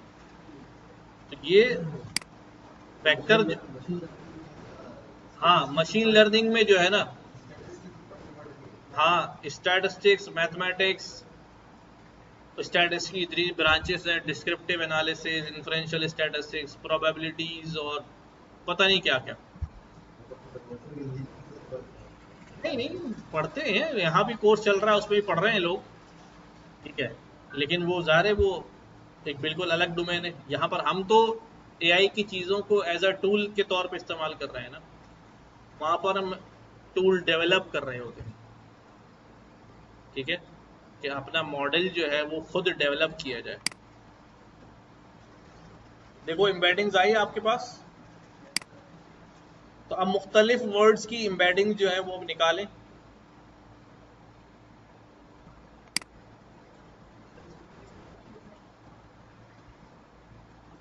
वो मैं पुराने वाले सोर्स फोल्डर में ले गया हूँ, टूल्स वाले फोल्डर में रख के। कुछ इंस्टॉलेशन शायद नहीं हुई है तो इस वजह से नहीं, मैंने टूल्स फोल्डर में रखा तो वो रन हो गया, ये वाली कॉल चल गई, तो आप उसी में रख के चला लें।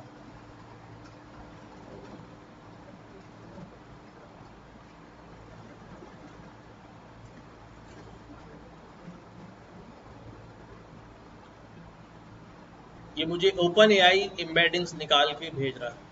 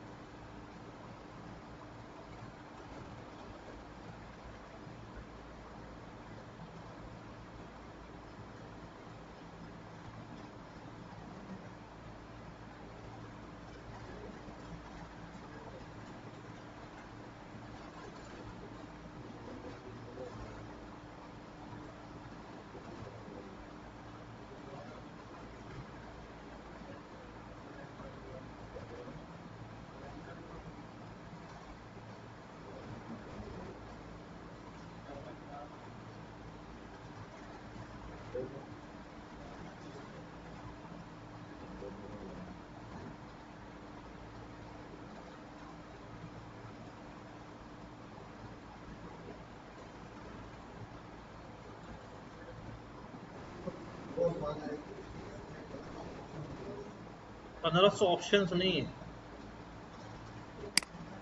मैं यहाँ पर कुछ लिखता हूँ, देखें कैट,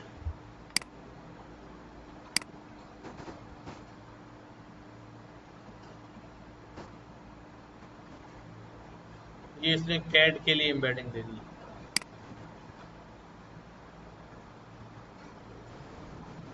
हाँ 1436 इसके अलावा है, ये तकरीबन 1566 है। इसकी लेंथ निकाल लेते हैं।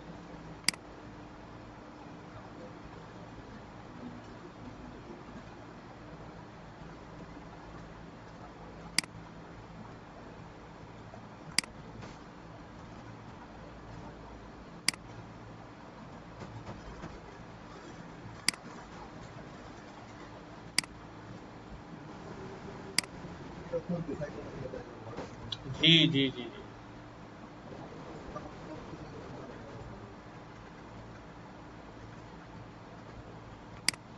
क्या होता है भाई लेंथ का पैरामीटर? आगे लगाओ ना।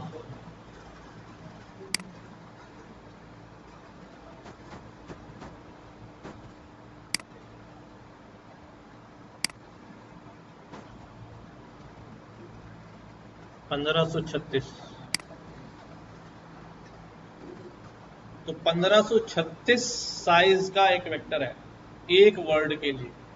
अब आप अंदाजा करें कि जब हम इतने बड़े बड़े पैराग्राफ लिख के दे रहे होते हैं तो उसके लिए कितने वेक्टर्स बनाता होगा, कितनी प्रोसेसिंग करता होगा, क्या कुछ करता होगा। हाँ जब तो वो कहते हैं कि जितने भी एलएलएम मॉडल्स हैं कितने कितने बिलियन पैरामीटर्स पे ट्रेन है।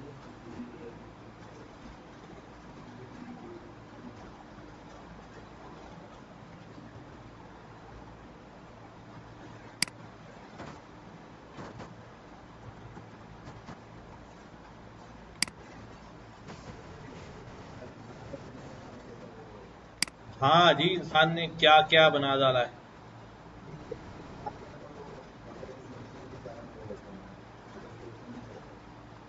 भाई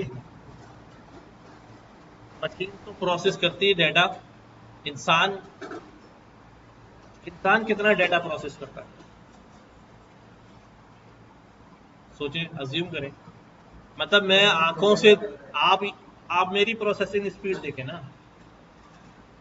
मैंने आंख खोली है ना, मैं एक साथ कितनी चीजों को देख रहा हूँ, और हर चीज को रिकॉग्नाइज भी कर रहा हूँ ना। ये मॉनिटर है, ये कीबोर्ड है, ये फला बंदा, ये फला बंदा, ये फला बंदा, ये फला बंदा, ये चीज, ये जैसे जैसे घूमता जा रहा हूँ वैसे वैसे मेरा दिमाग उन चीजों को पहचानता जा रहा है, प्रोसेस करता जा रहा है। ऐसे ही कोई बच्चा आके बैठ जाए दूसरी क्लास का, फॉर्म ले जाए तो अपनी क्लास का नहीं है। तो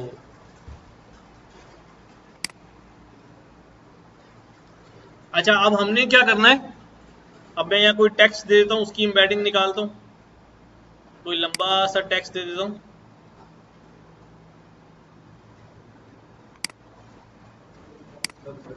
हाँ,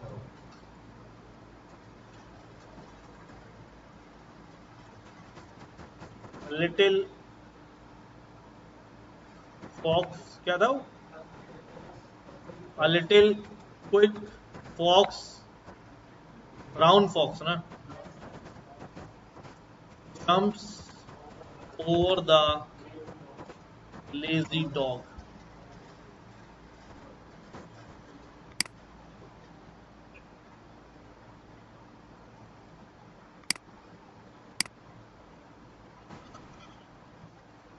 तो बहरहाल अब ये क्योंकि वेक्टर्स बन रहे हैं और हमें तो समझ नहीं आ रहा होगा कि ये क्या मामला चल रहा है, क्या नंबर जनरेट हो रहे हैं, but there is something in between these numbers जो वो रिकॉग्नाइज कर रहा है। हमारा अगला काम क्या है कि मैं इस जनरेट हुई एम्बेडिंग को क्या कर लें, हम अपने पास सेव कर लें। ठीक है, अपने पास जो है वो सेव करें। तो उसके लिए मैं क्या करता हूँ।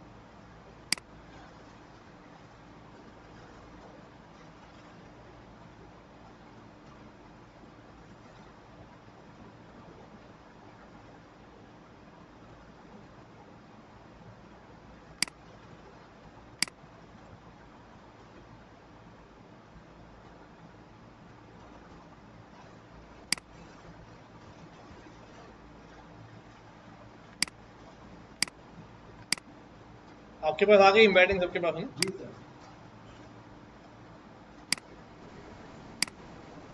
नहीं नहीं, सेम नहीं होगी भाई। हाँ हाँ हाँ, एम्बेडिंग सेम आ रही होगी, एक वर्ड के लिए सेम एम्बेडिंग आ रही होगी।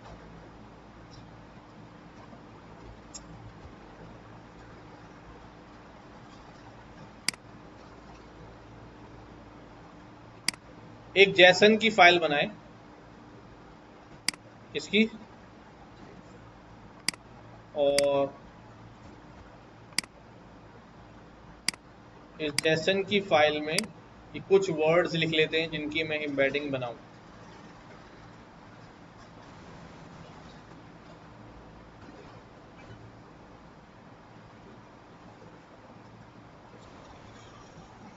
जिनकी मुझे एम्बेडिंग्स निकालनी है और सेव करनी है।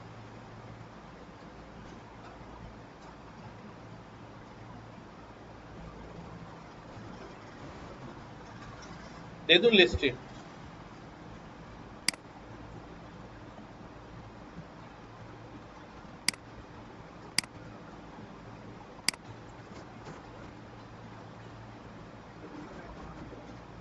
इंटरनेट बस।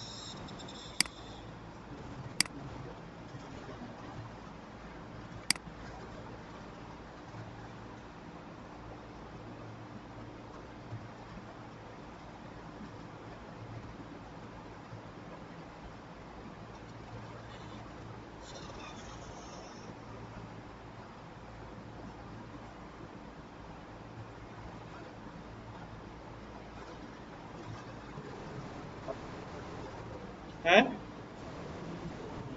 हाँ। पिशावर का जू यहाँ से कितनी दूर है? हैं? 5 मिनट के फासले पर क्या है? जू है, देखने लायक है? नहीं यार, हमारे पास तो जो है ना, वो करीब के घर के पास एक जू बना हुआ है। उसके अंदर चले जाओ तो जानवरों की हालत देख के तरस आ रहा होता है। धूप में पिंजरे लगे हुए हैं, बंदर वंदर सब, उनकी हालत ऐसी खराब हुई, पिंजरों की हालत गंद बला, उफ। कहते यार क्यों आ गए यहाँ पे। टर्टल रखे हुए हैं, मगरमच्छ रखे हुए हैं, पानी ही नहीं है बेचारों के लिए, खुशकी में रह रहे हैं। ठीक है। हाँ, बहुत बुरे हाल में रहते हैं परिंदे। हाँ, उस सुबह टकराया टकराया है। आज सुबह तेज बारिश हुई है, बता रहे थे। अभी भी चल रही है बारिश, तो पिछले 6-8 दिन से चल रही है। मुसलसल बारिश हो रही है।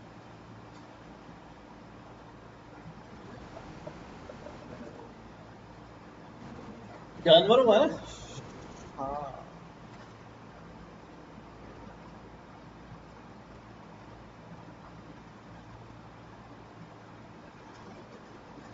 छोटा जू है वो, फिर एक बड़ा जू है उधर। एक अभी बैरिया टाउन ने ही बनाया है, डेंजू। वो अच्छा है, उन्होंने मेंटेन किया हुआ जबरदस्त। मैं गया नहीं, बच्चे गए स्कूल से। हाँ। हाँ, तकरीबन इतना ही है, 800-1000 रुपये। लेकिन है ना, कम से कम मजा तो आता है ना। अफसोस करके तो बंदा वापस नहीं आता।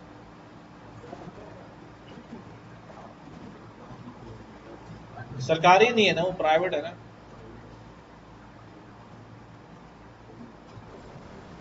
हाँ। हाँ, सफारी टाइप का।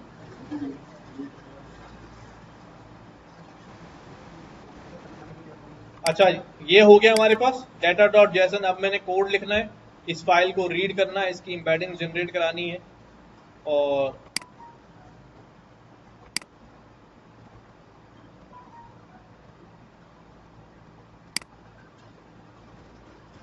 मैं ज़रा इसके एरर निकाल दूं।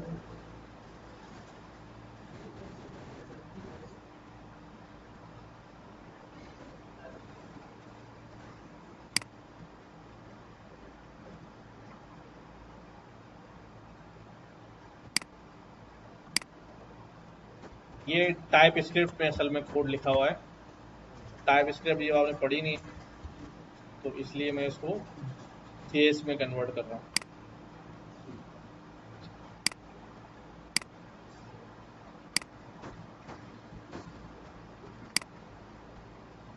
ठीक है। अब डॉट जेएस की फाइल बन गई ना। कोड में चेंजेस कर रहा हूँ ना, जहाँ जहाँ टाइप लिखी हुई है मैंडेटरी, उसको खत्म कर देता हूँ, जेएस बन जाएगी।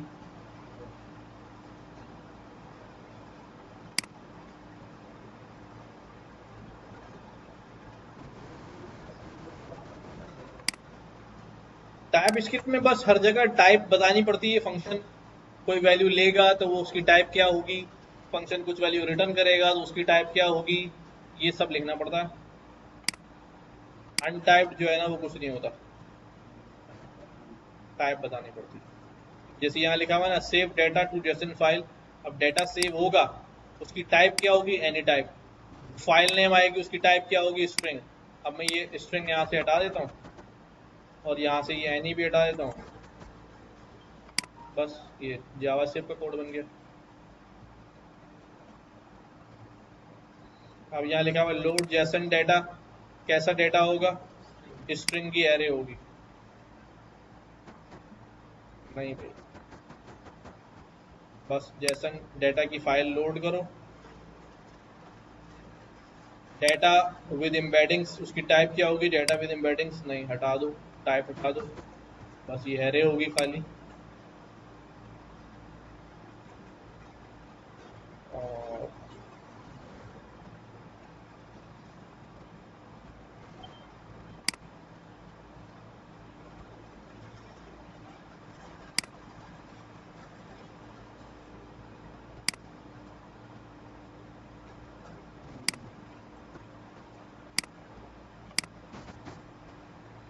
ठीक है, अब देखो क्या क्या किया।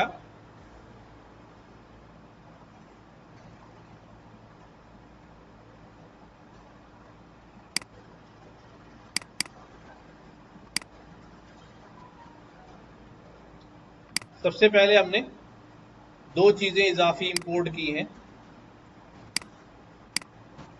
वो फाइल रीड और राइट कराने के लिए। ठीक है, वो मैं भी समझा दूंगा क्या हो रहा है। ये तो हमारा ओपन एआई है। ठीक है, हमने यहाँ पाथ में से एक ज्वाइन इंपोर्ट किया है। बेसिकली ये किस लिए होता है कि जब मैंने फाइल वगैरह रीड करनी पड़ती है तो मुझे बताना पड़ता है कि भाई उसकी डेस्टिनेशन जो है वो कहाँ है, मेरे किस फोल्डर में है मेरे कंप्यूटर में, और वहाँ से रीड करके जब ले आओगे तो किस फोल्डर में ले आके रीड करा के रखनी है। तो हम ये पाथ्स को ज्वाइन करके बना देते हैं। जैसे एक पाथ बना हुआ है सी ड्राइव यूजर्स नासिर, उसके अंदर एक फाइल पड़ी हुई, मैंने रीड कराते हुए फाइल का पाथ देके उठा ली। अब मैं क्या कर रहा हूँ कि एक फोल्डर बन जाए इसी के अंदर, और उसके अंदर वो फाइल रीड होके ट्रांसफॉर्म होके सेव हो जाए। तो मैं एक फोल्डर बनाने के लिए फोल्डर का नाम लिखूंगा, उसे पाथ के साथ क्या कर दूंगा, ज्वाइन लगा दूंगा, तो वो एक पाथ में ऐड हो जाएगा। जस्ट लाइक जैसे ये पाथ आ रहा है ना, स्लैश टूल्स। ठीक है, अब टूल्स के आगे मैं क्या कर दूंगा भाई, ज्वाइन लगा दूंगा स्लैश कोड। ये यहाँ पे तो नहीं होगा, कोड में जब लाके लिखूंगा तो ये उसके साथ कॉन्केटिनेट हो जाएगा और एक नया पाथ बन जाएगा टूल्स के अंदर कोड का, एक फोल्डर बन के पाथ क्रिएट हो जाएगा। तो ये हमें भी हमारे इस्तेमाल में आएगा। अच्छा जी, रीड फाइल सिंक और write file sync, file read कराएगा और फाइल राइट कराएगा। देखो अभी तक जितना भी डाटा मैं जनरेट करता हूं कोड के अंदर, फॉर एग्जाम्पल मैंने यहाँ पे लिखा भी कांस्टेंट, कांस्टेंट के बाद मैंने लिखा a इज इक्वल टू 100। ठीक है, अब मैं कंसोल कराऊंगा तो a की वैल्यू क्या हो जाएगी, 100 मुझे नजर आएगी। बट जो वैल्यू 100 जनरेट हुई थी, क्या ये कहीं सेव हुई? मतलब सेव से मतलब ये कि मैंने प्रोग्राम शट डाउन किया, सिस्टम शट डाउन किया, तो वैल्यू भी मेमोरी से क्या होगी, क्योंकि हमारा सारा कोड रैम के ऊपर चल रहा होता है ना, और रैम कैसी मेमोरी होती है, वॉलेटाइल मेमोरी होती है। जब लाइट गई, सिस्टम शट डाउन किया, प्रोग्राम ऑफ किया, तो रैम क्या हो जाती है, खाली हो जाती है। तो जो कुछ डाटा मैंने जनरेट किया होता है वो सारा डाटा क्या हो जाता है, गायब हो जाता है। तो अब हम कुछ ऐसा करना चाह रहे हैं कि मैं जो डाटा जनरेट करूं, मैं यूजर से इनपुट लेता हूं, उसने नाम इनपुट किया, मैंने उसको बोला hello, how are you, welcome, ये मैंने स्ट्रिंग प्रिंट कराया, कंसोल के ऊपर नजर आ गया। बट सिस्टम ऑफ हुआ तो वो स्ट्रिंग कहां गया, मैं दोबारा आ सकता है, बजाय इसके कि मैं दोबारा कोड चलाऊं, क्या वो मैं रिट्रीव कर सकता हूं? नहीं कर सकता, वो रैम पे था चला गया, रैम पे था चला गया। हाँ मैं ये कर सकता हूँ, जो मैंने स्ट्रिंग जनरेट किया है, मैं यहीं बैठे बैठे कोड से उसको अपनी एक फाइल में राइट करा दूं और फाइल को हार्ड ड्राइव पे सेव करा दूं, just like notepad file, text file, word की फाइल के तौर पे सेव करा दूं। जब उसमें सेव हो जाएगा तो मैं बाद में जब भी सिस्टम खोलूंगा वर्ड फाइल में मुझे वो सब कुछ लिखा हुआ नजर आएगा। ये बात समझ आ रही है? हाँ भाई, अब मैं जो जनरेट कराऊंगा, जनरेट कराने के बाद उसे प्रोग्राम से बाहर, रैम से बाहर, हार्ड ड्राइव के ऊपर, स्टोरेज के ऊपर क्या करूंगा, परमानेंट स्टोरेज पे सेव कराऊंगा, ताकि वो परमानेंटली फाइल में जाके क्या हो जाए, सेव हो जाए। मैं प्रोग्राम बंद भी हो जाए तो मैं अपना फोल्डर यहाँ से खोलूं, मुझे वो फाइल नजर आए। अभी ऐसा नहीं होता है, तो इसके लिए मुझे फाइल को राइट कराना पड़ेगा। इसी तरह से मैं ये भी तो कर सकता हूं कि भाई कहीं डाटा बाहर पड़ा हुआ है, मेरे कोड से बाहर पड़ा हुआ है, अभी मैं यहीं पर एरे क्रिएट करता हूं, यहीं पर मैं ऑब्जेक्ट क्रिएट करता हूं, उसी को व्यू कराता हूं, लेकिन अगर वो डाटा बाहर पड़ा हुआ है, मेरे कोड से बाहर पड़ा हुआ हार्ड ड्राइव में, वो डाटा अभी तक मैंने लोड नहीं कराया अपने प्रोग्राम के अंदर, तो प्रोग्राम के बाहर से डाटा लोड करना है और प्रोग्राम से बाहर डाटा ले जाकर क्या करना है, सेव करना है। इसको कहते हैं फाइल रीड करना और फाइल राइट कराना। मेरी बात, अब आ रहे हैं हम यहां पर किसकी, अभी चला के देखता हूँ, अगर डिफॉल्ट में हमारे पास आ रहा तो ठीक है, वरना npm से इंस्टॉल करना पड़ जाएगा। आवाज नहीं आ रही, आवाज तो आनी चाहिए। तो फाइल रीड और फाइल राइट। अच्छा भी यहां पर एक ऑब्जेक्ट बनाया डेटा विद एम्बेडिंग्स, इसमें एक इनपुट की की है और उसकी टाइप बता दी है स्ट्रिंग, तो टाइप में हटा देता हूं, ठीक है। और एम्बेडिंग्स की है, उसकी टाइप क्या है, नंबर्स। जरूरत नहीं है मुझे टाइप की, बता भी दें तो कोई। हाँ ये वाला, इसको भी हटा दें, ठीक है। तो मैंने एक क्या बना दिया, ये हमारे पास ऑब्जेक्ट बना दिया है ना। अब देखो ये एक फंक्शन बना हुआ एसिंक फंक्शन, जनरेट एम्बेडिंग, ये तो एम्बेडिंग जनरेट करा है जैसे हम पहले बना के आए, इसकी अभी जरूरत नहीं है।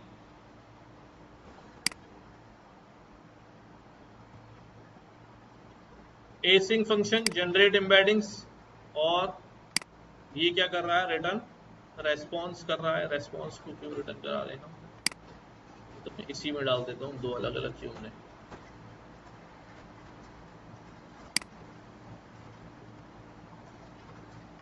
ठीक है, generate embedding, cat is on the roof, dog is on the car, ये इसकी एम्बेडिंग जनरेट करेगा। अच्छा ये पुराना वाला काम है अभी सारा। फंक्शन जनरेट एम्बेडिंग, ये जनरेट एम्बेडिंग के लिए डाटा दे दिया, इसकी एम्बेडिंग जनरेट हो जाएगी। अब फाइल रीड राइट कैसे होगी, देखो एक फंक्शन बना हुआ है load Jason data file name. Jason data हमारे पास कहां मौजूद है, अभी मैंने बनाया था डाटा डॉट जेसन, ये फाइल हम लोड करेंगे, ये फाइल हम लोड कर देंगे। लोड करने के बाद हमने क्या किया भाई, join directory name file name. अब डायरेक्टरी नेम फाइल नेम क्या है, जो अंडरस्कोर डायरेक्टरी नेम है, ये हमारी करंट डायरेक्टरी जो है वो क्या कर लेगा, उठा लेगा। वही वाला काम करें जो मैं भी आपको यहां बताया कि ये करंट डायरेक्टरी का पाथ क्या कर लेगा, उठा लेगा, और उसके आगे क्या ज्वाइन कर देगा, फाइल नेम। उसके आगे क्या ज्वाइन कर देगा, फाइल नेम। अगर आपको समझना है तो यहां से देखें, प्रॉपर्टीज में मैं गया, ये क्या आ रहा है मेरे पास, ये मेरी करंट डायरेक्टरी आ रही, इसमें फाइल नेम नहीं आ रहा, सिर्फ ये करंट डायरेक्टरी तक का पाथ बताता है। लाइक मैं अगर डॉक्यूमेंट्स में आ जाऊं,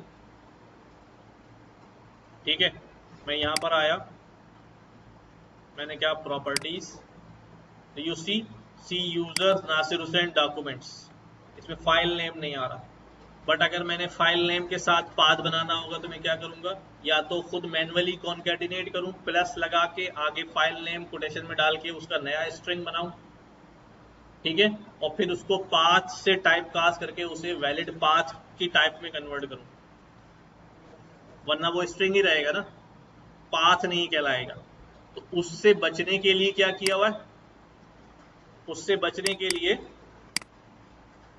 यहां पर हमने कोड में क्या किया हुआ है, ज्वाइन किया हुआ है, डायरेक्टरी के आगे ये फाइल नेम हम ज्वाइन कर देंगे, ठीक है। और हमने बोला भी अब इस फाइल नेम को क्या कर लो, इस पाथ से रीड कर लो।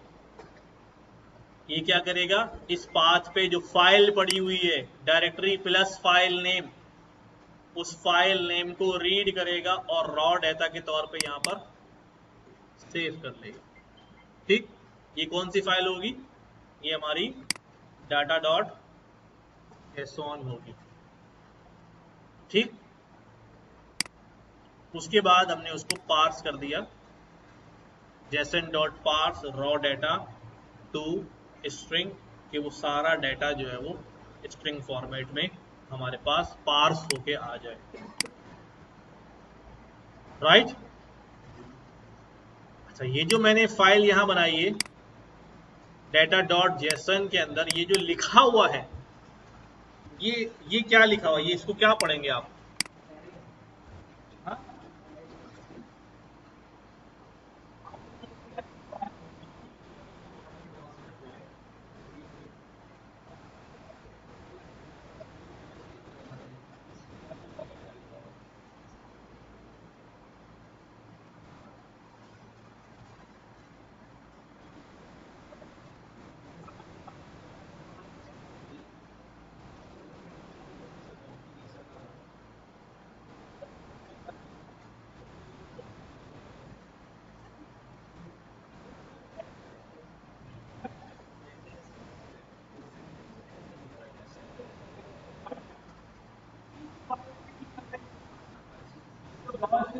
नहीं, इसको क्या पता ये स्क्वायर ब्रैकेट का मतलब एरे होता है या ऑब्जेक्ट होता है? ठीक है, या कोटेशन का मतलब जो है ना वो स्ट्रिंग वैल्यू होती है ना, ये तो जस्ट एक टेक्स्ट है, मैंने वर्ड के ऊपर जाकर टेक्स्ट लिख दिया। ठीक है, तो इसलिए इसने क्या किया, पहले इसको पूरा रॉ डाटा रीड किया और जेसन के थ्रू पार्स करके बताया कि भाई ये रॉ डाटा जो है वो क्या बन जाए, स्ट्रिंग बन जाए। ठीक है, यानी अब ये कन्वर्ट होके आ जाए किस फॉर्म में, स्ट्रिंग की फॉर्म में, और क्योंकि इधर आ जाएगा तो ये कोड में अंडरस्टैंडेबल फॉर्म में आ जाएगा। फिर save data to JSON file है। अब जब हम एम्बेडिंग्स निकाल लेंगे, एम्बेडिंग्स निकाल लेंगे तो फिर उस एम्बेडिंग को क्या करेंगे, सेव कराएंगे। तो वही काम हुआ, डेटा जो आएगा और फाइल नेम के किस फाइल नेम में सेव करना, उसका नया नाम क्या होगा, तो जैसन डॉट स्ट्रिंगिफाई, जो भी डेटा में भेजूंगा उसे वो स्ट्रिंगिफाई करेगा, यानी स्ट्रिंग में कन्वर्ट करेगा। और बफर का कॉन्सेप्ट बाद में बताऊंगा, बफर कर रहे हैं, और ज्वाइन करके पाथ बनाया और बता दिया भाई राइट कर दो इस फाइल को इस पाथ पर और इस डेटा बफर के डेटा को। तो save data to file name, इस फाइल नेम से वो डेटा क्या हो जाएगा, सेव हो जाएगा। ठीक है, ये हमारा मेन फंक्शन है, जहां ये तो सारे फंक्शन है जब कॉल होंगे जब चलेंगे। हाँ, यहां से कहा प्रोग्राम स्टार्ट नहीं हो रहा है, यहां से प्रोग्राम स्टार्ट होगा। कहां से, यहां से, मेन फंक्शन से, क्योंकि हमने यहां पर फाइनली क्या कॉल किया, सबसे पहले मेन फंक्शन कॉल किया। मेन फंक्शन चलेगा, क्या कह रहा है, लोड जैसन डेटा, डेटा डॉट जैसन। ठीक है, यहाँ मैं पाथ नहीं बता रहा हूँ, इसको कैसे पता ये फाइल कहाँ पड़ी है, क्योंकि मैं उसी वर्किंग डायरेक्टरी में काम कर रहा हूँ जिस वर्किंग डायरेक्टरी में मेरी फाइल मौजूद है, तो मुझे पूरा पाथ मेंशन करने की जरूरत नहीं है। कभी पढ़ा होगा एचटीएमएल में एब्सोल्यूट पाथ और सारी चीजें, याद है ना? तो जिस डायरेक्टरी में काम कर रहे हैं उसी में फाइल पड़ी, तो पूरा पाथ लिखने की जरूरत नहीं, सिर्फ नाम लिख दिया जाए। जैसे ही इसके पास डेटा शरीफ आ गया, ये डेटा लेके किसके पास चला गया, कौन से फंक्शन के पास, जनरेट एम्बेडिंग्स, जो आप पहले बना चुके हैं, छोटा सा फंक्शन। डेटा आया as a input, embedding generate हुई, एम्बेडिंग का रेस्पॉन्स ऐसा रिटर्न आ गया। किसके पास रिटर्न, जिसने बुलाया था, किसने बुलाया था, इसने बुलाया था। तो वो सारी एम्बेडिंग्स इसके अंदर क्या हो गई, सेव। ठीक, अगली लाइन, एक एम्प्टी एरे बनाया, लूप चलाया, और वन बाय वन एक एक लाइन रीड करके डेटा की एक एक लाइन रीड करके, एक एक लाइन से मतलब ये एक एक एरे रीड करके, क्योंकि वहां पर हमने कितने दिए हुए, एक, दो, तीन, चार, 20-30, हमने 20-30 एरे जनरेट हुई होंगी, और हर एरे में 1536 की एक एरे होगी। ऐसे कितनी एरे होंगी, जितने नाम है। तो वो पहली दफा पहली एरे लोड करेगा, उसे राइट पुश कराएगा। आ जाओ इधर। ठीक है, डेटा जीरो जीरो जीरो है ना, डेटा जीरो पे पहली एम्बेडिंग होगी, वो जाके एम्बेडिंग डेटा जीरो एम्बेडिंग से वो एम्बेडिंग के अंदर ऑब्जेक्ट में चली जाएगी। इस तरह लूप चलता रहेगा, सारे के सारे एम्बेडिंग्स में ऐड होते रहेंगे, और आखिर में हमने क्या कर देना है, डेटा विद एम्बेडिंग्स के ऑब्जेक्ट में, ये डेटा विद एम्बेडिंग का ऑब्जेक्ट ऊपर बनाया था ना, ये वाला, इस ऑब्जेक्ट में क्या हो जाएंगे, सारे जाके सेव होते जाएंगे और आखिर में हम इसको फाइल में राइट करा देंगे जैसन डाटा, डाटा जैसन एम्बेसिंग। तो इसको अभी रन करते हैं, होपफुली कि इट विल वर्क फाइन।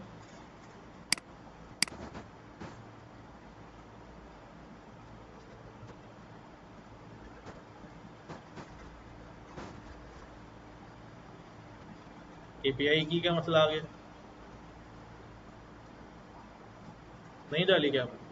अच्छा, यहाँ नहीं डाली ना।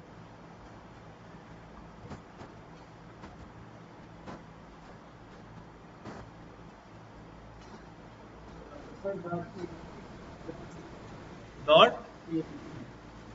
फाइल की उठा लेगा,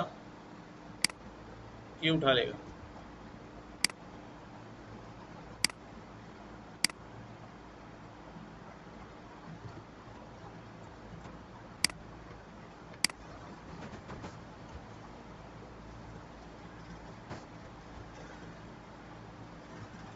इनपुट नॉट डिफाइंड, कौन सा वाला भाई?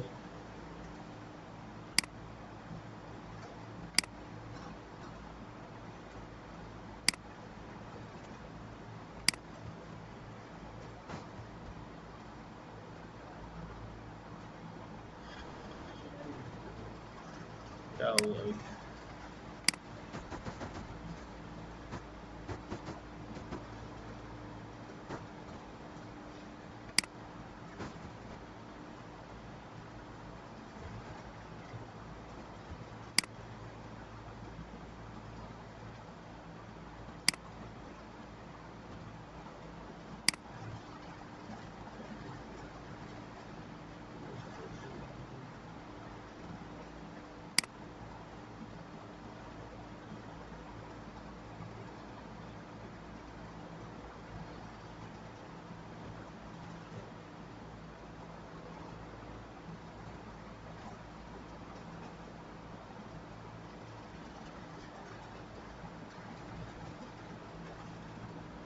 अच्छा, काम करता हूँ फिर।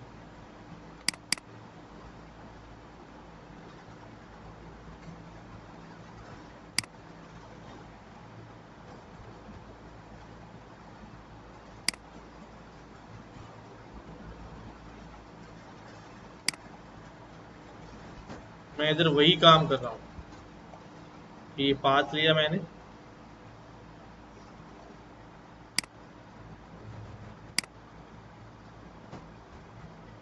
पूरा पाथ में खुद ही लिख रहा हूँ अभी, क्योंकि अंडरस्कोर फाइल से उठा नहीं रहा था। ठीक है, फाइल नेम इसके पास आ जाएगा।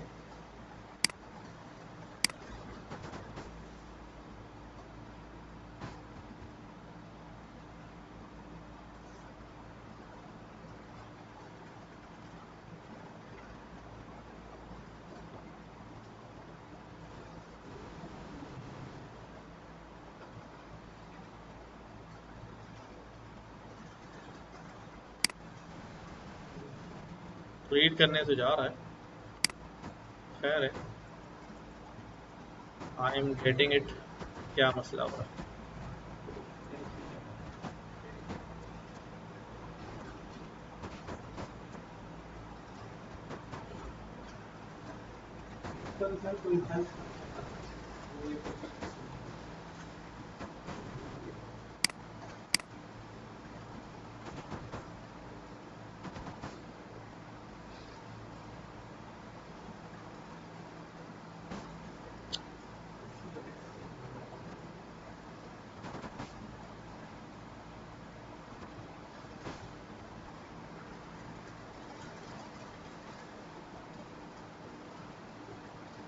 चल गया।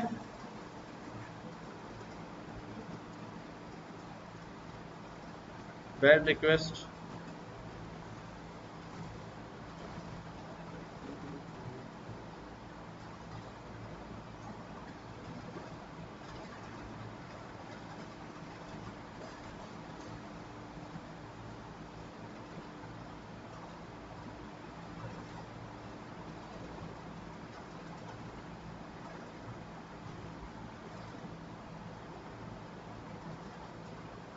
रिक्वेस्ट क्यों नहीं जा रही?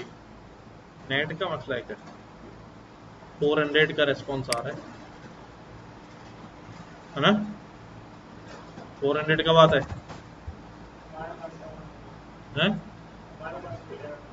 क्या रहा है? बाईपास हो रहा है। दोबारा चलाता हूँ। Status 400, generate embeddings.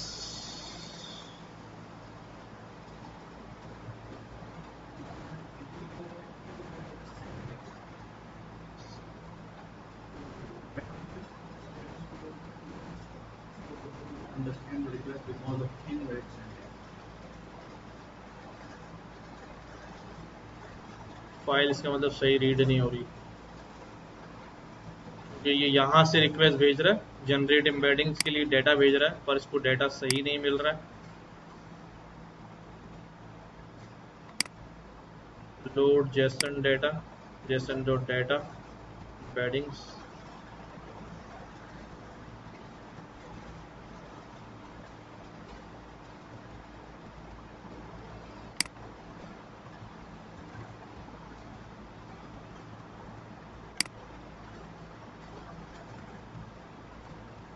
मैं फंक्शन बंद कर रहा हूँ सिर्फ जरा डिबग करने के लिए।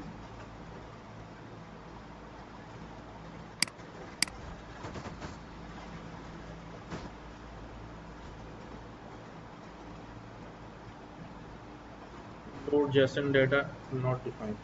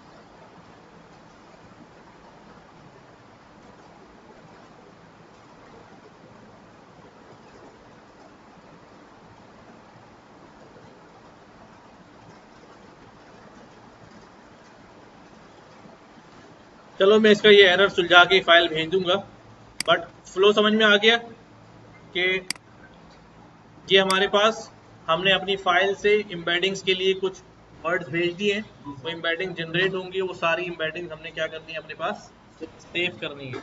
अब ये काम क्यों कर रहे हैं? क्योंकि अभी हम सिंगल वर्ड्स भेज रहे हैं, बाद में हमें पूरा पूरा डॉक्यूमेंट भेजना है, ठीक है। अपने पास उसकी एम्बेडिंग क्या करनी है, सेव करनी है, और फिर अपना टूल फंक्शन बनाना है, ताकि हमारा टूल फंक्शन जो है वो एम्बेडिंग्स के ऊपर फिर जवाब देने के काबिल हो सके फॉर लार्ज क्वेश्चंस, बड़े क्वेश्चंस तो हम अपने डेटा के हवाले से जो है वो पूछना चाह रहे हैं। ठीक है, मैं इसका ये एरर निकालता हूँ, ये कभी लोड जेसन पे आ रहा है और कभी ये पाथ का एरर आ रहा है। चैटबॉट में अभी हम ये एम्बेडिंग्स पढ़ के ओपन एआई पे एम्बेडिंग लगा के अपने कस्टमाइज चैटबॉट ओपन एआई से बनाएंगे। उसके बाद हम जाएंगे लैंगचेन में। लैंगचेन सुना हुआ? ठीक है, लैंगचेन और हगिंग फेस का जो फ्रेमवर्क है वो इस्तेमाल करेंगे to train large language models. LLMs को जो है वो ट्रेन करेंगे और फाइन ट्यून करेंगे, वो हमारा लास्ट काम होगा इंशाल्लाह। ठीक है, लेकिन ये थोड़ा सा ये काम हो जाएगा तो आप कस्टमाइज चैटबॉट लिख सकेंगे। हाँ, तकरीबन हाँ।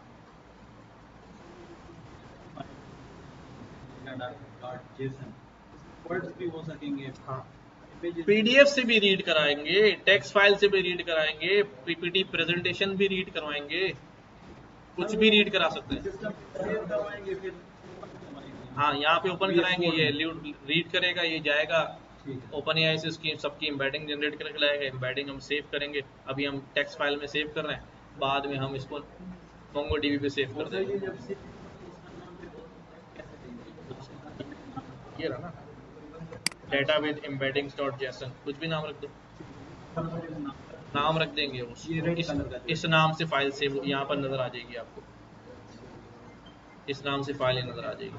लेकिन ये हम फाइल में नहीं डाल रहे होंगे, हम डेटाबेस में डाल रहे होंगे। फाइलें हम कब तक सेव करते रहेंगे? फाइल तो हमारे सिस्टम में होगी, यूजर जब आएगा प्रोडक्ट यूज करने के लिए तो वो फाइल थोड़ी है, डेटाबेस पे डालेगा। डेटाबेस लगाना पड़ेगा। हाँ, डेटाबेस लगाना पड़ेगा। सही है, मेरे ख्याल से तो पूरा हो गया है। मैं उसकी फर्दर हम प्रैक्टिस कर लें, प्रैक्टिस करते रहें, लेकिन क्योंकि चीज़ें डायलॉग फ्लो से बहुत आगे निकल गई हैं, ठीक है ना, सारी बात जो है ना इस पर आ गई, एलएलएम्स पे आ गई है।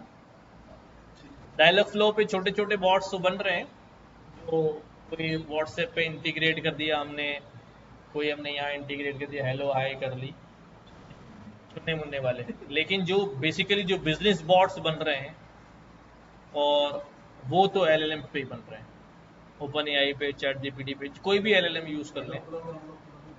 हाँ, डायलॉग फ्लो तो आपने इतना अच्छा खासा तो काम करा डायलॉग फ्लो पे यार, कर सकते हैं। प्रोजेक्ट 2-3, बल्कि मेरे ख्याल से कम 5 प्रोजेक्ट्स तो करने चाहिए हमें, जो हमारे पोर्टफोलियो में जो है वो नजर आए।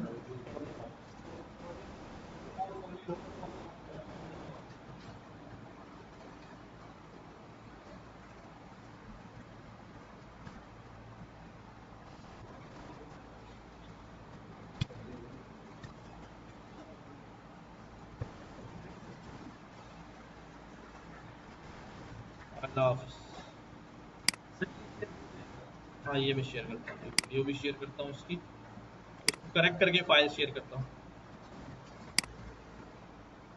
तो असल में बार बार इंस्टॉलेशन करनी पड़ रही है ना, कभी इस फोल्डर में कभी उस फोल्डर में, तो पता नहीं चल रहा कहाँ क्या चल रहा है।